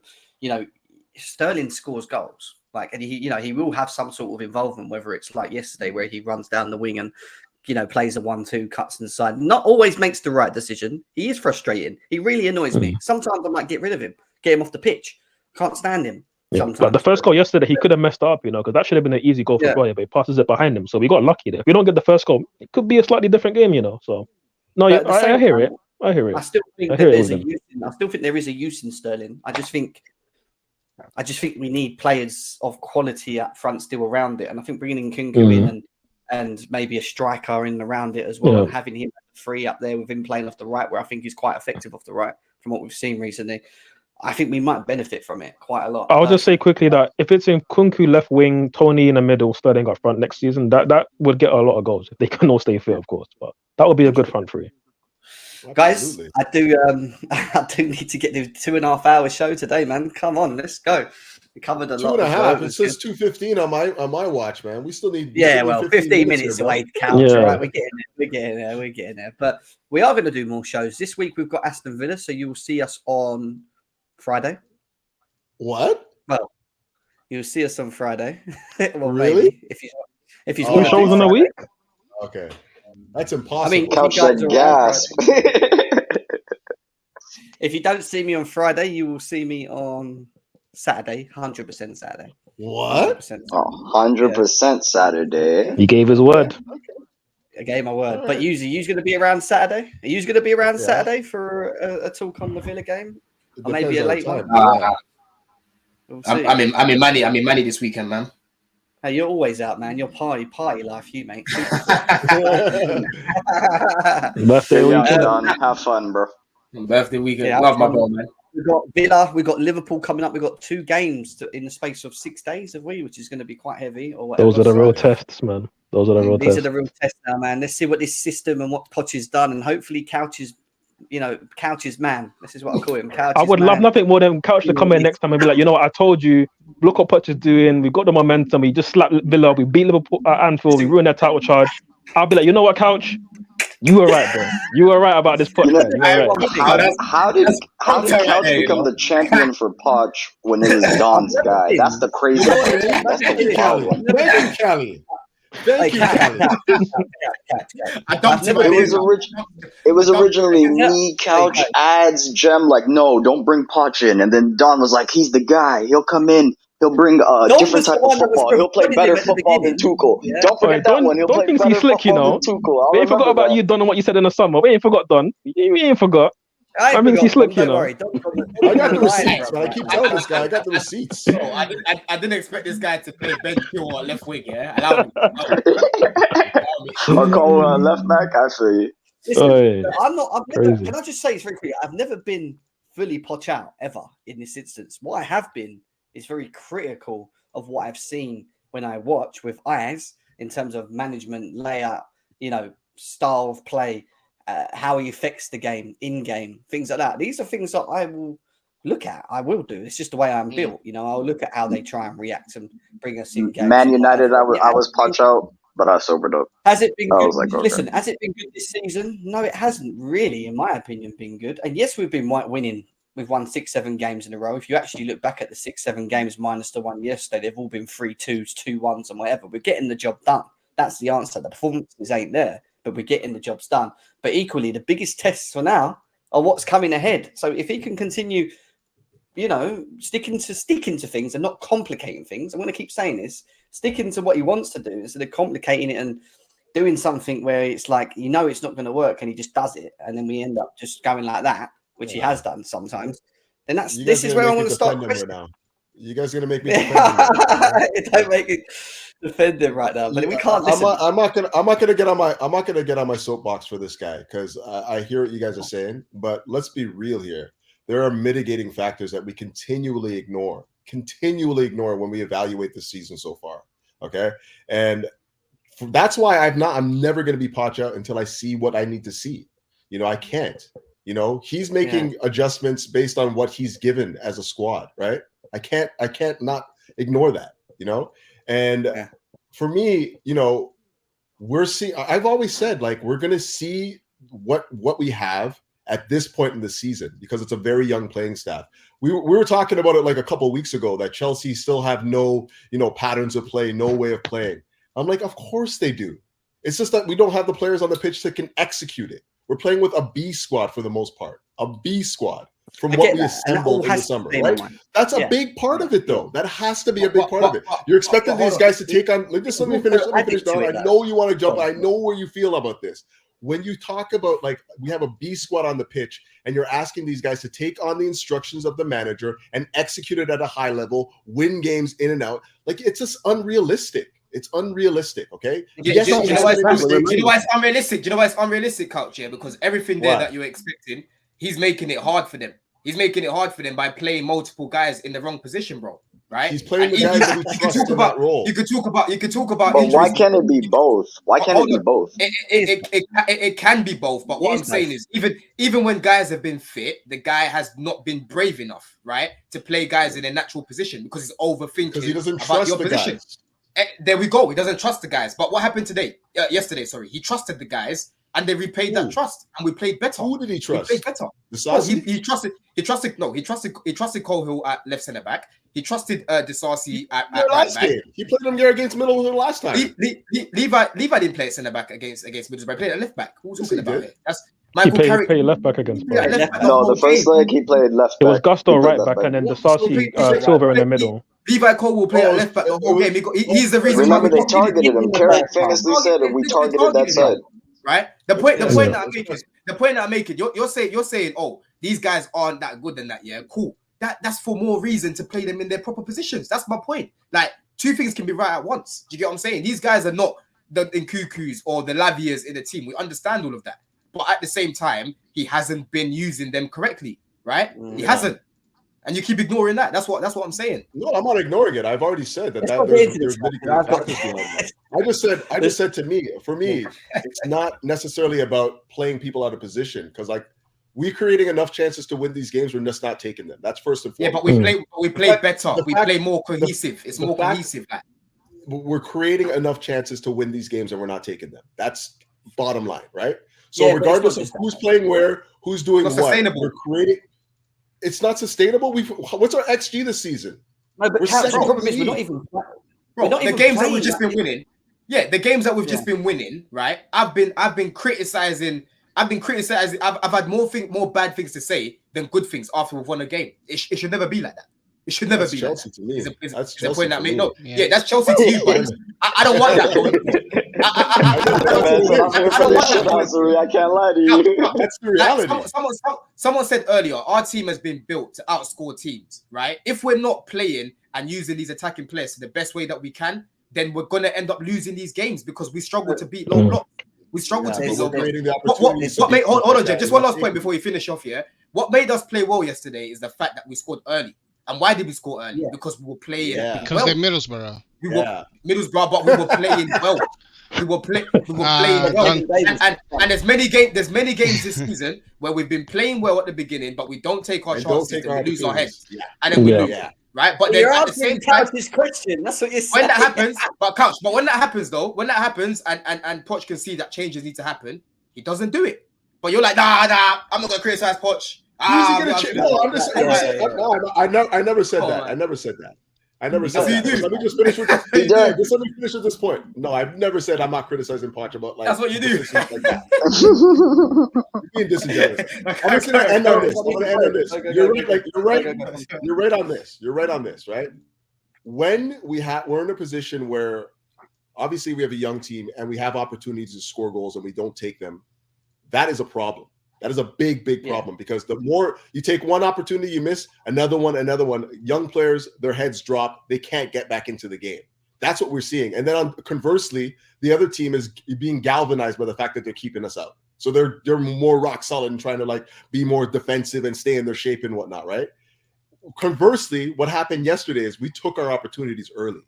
And then what happened? It snowballed. We started taking more opportunities, creating more opportunities.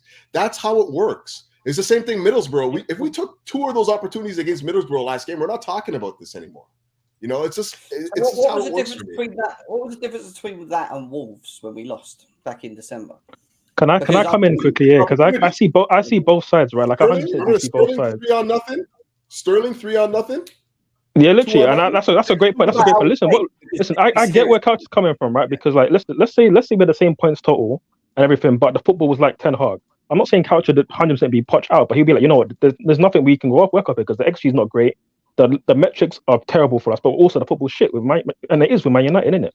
With obviously us, there's some good football. The metrics are there, and of course at the start of games we are more often than not peppering teams and creating chances and just not finishing. But obviously to Don's point as well as like, we're not carrying performances out over 90 minutes, are we? Like at times we're seeing we're consistently seeing us fade. Yeah. And if you look at Tottenham, right, forget the fact that they were obviously top of the table at the start of the season and all of that. When they had their injuries. And again, Don made a great point about is the football sustainable? And when we're winning games or when we're getting results, is there more to talk about good than it is bad?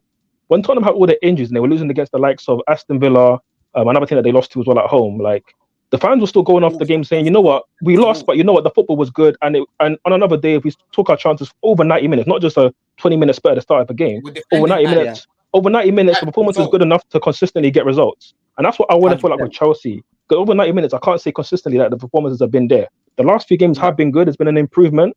The second half of games does need to still get better, but ultimately we're doing better. And again, yesterday, when we take our chances first half, we look like a good team. We look like a good team when we take our chances. But we just need to do that more often. Poch needs to make better decisions over 90 minutes more consistently. Yeah. And again, the games are coming up to actually test us and see whether we're going to see that more consistently or not. So we have to wait and see.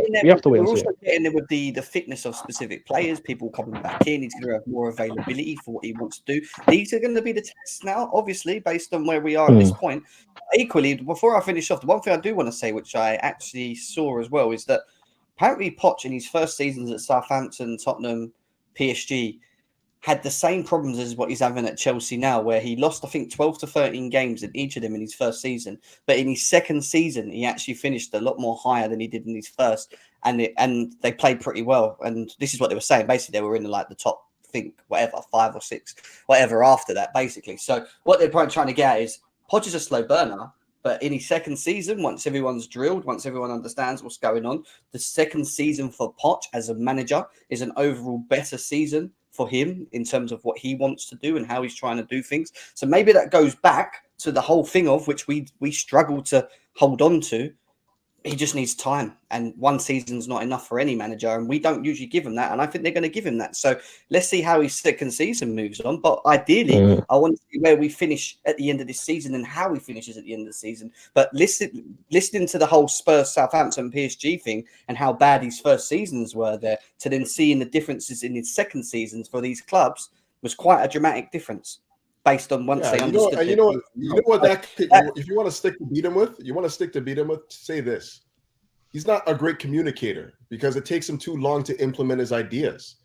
Players aren't understanding what he wants. You know what I mean? Yeah. Like, you see these guys, they're running around with not having real understanding or instruction on the pitch. That might be something to beat him with. But like factually, I don't think that it's because he's a poor manager. I just think that sometimes it takes a little bit longer for young players to understand what's being asked of them on the pitch. That's how I see it. Simple. You know, we're clearly better than we were last year. That's not even a question. Yeah. We're creating more opportunities. We're scoring more. Couch, clearly? It's clear. It's not even a debate. It's not a debate. Hold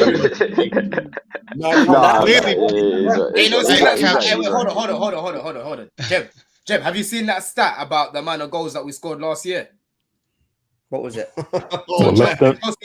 Chelsea have scored. So Chelsea have scored the same amount of goals in all competitions this season, 51, as they did in 2022, 2023.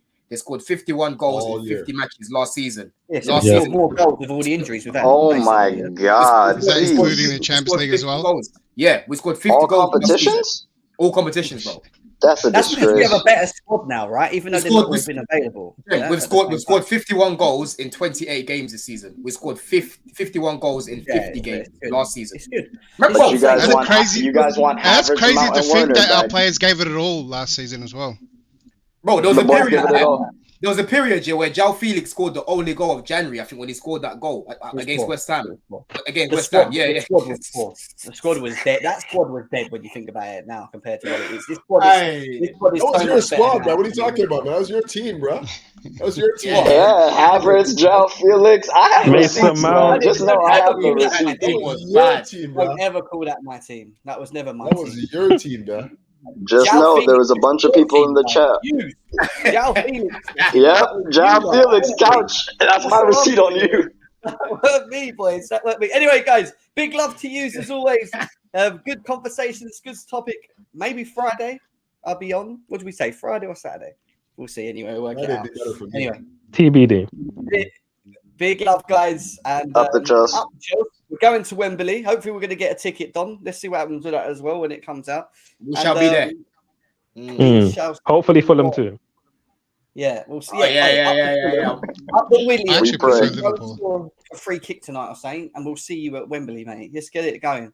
All out West London Wembley. final, I think. That'd be beautiful. Mm. Hey, Hey, respect to the hopefully panel, we can respect get to the a chat. Fire Blues, and At we're the end of the going day, to whoever we play in this final, Wembley. we have to win because ideally, Arsenal fans, all of these Spurs fans are all panicking that we're playing, we're in the middle, we're supposedly in, and that if we win a trophy before them, it's all meltdown. Uncomfortable. After how many phases? After how many phases, guys? After how many phases? Hey. Come on. Let's wait. Talk soon. Talk soon. Talk soon. We'll talk soon. Guys, see you later. Take care. We'll see you very, very soon. Peace out. Love.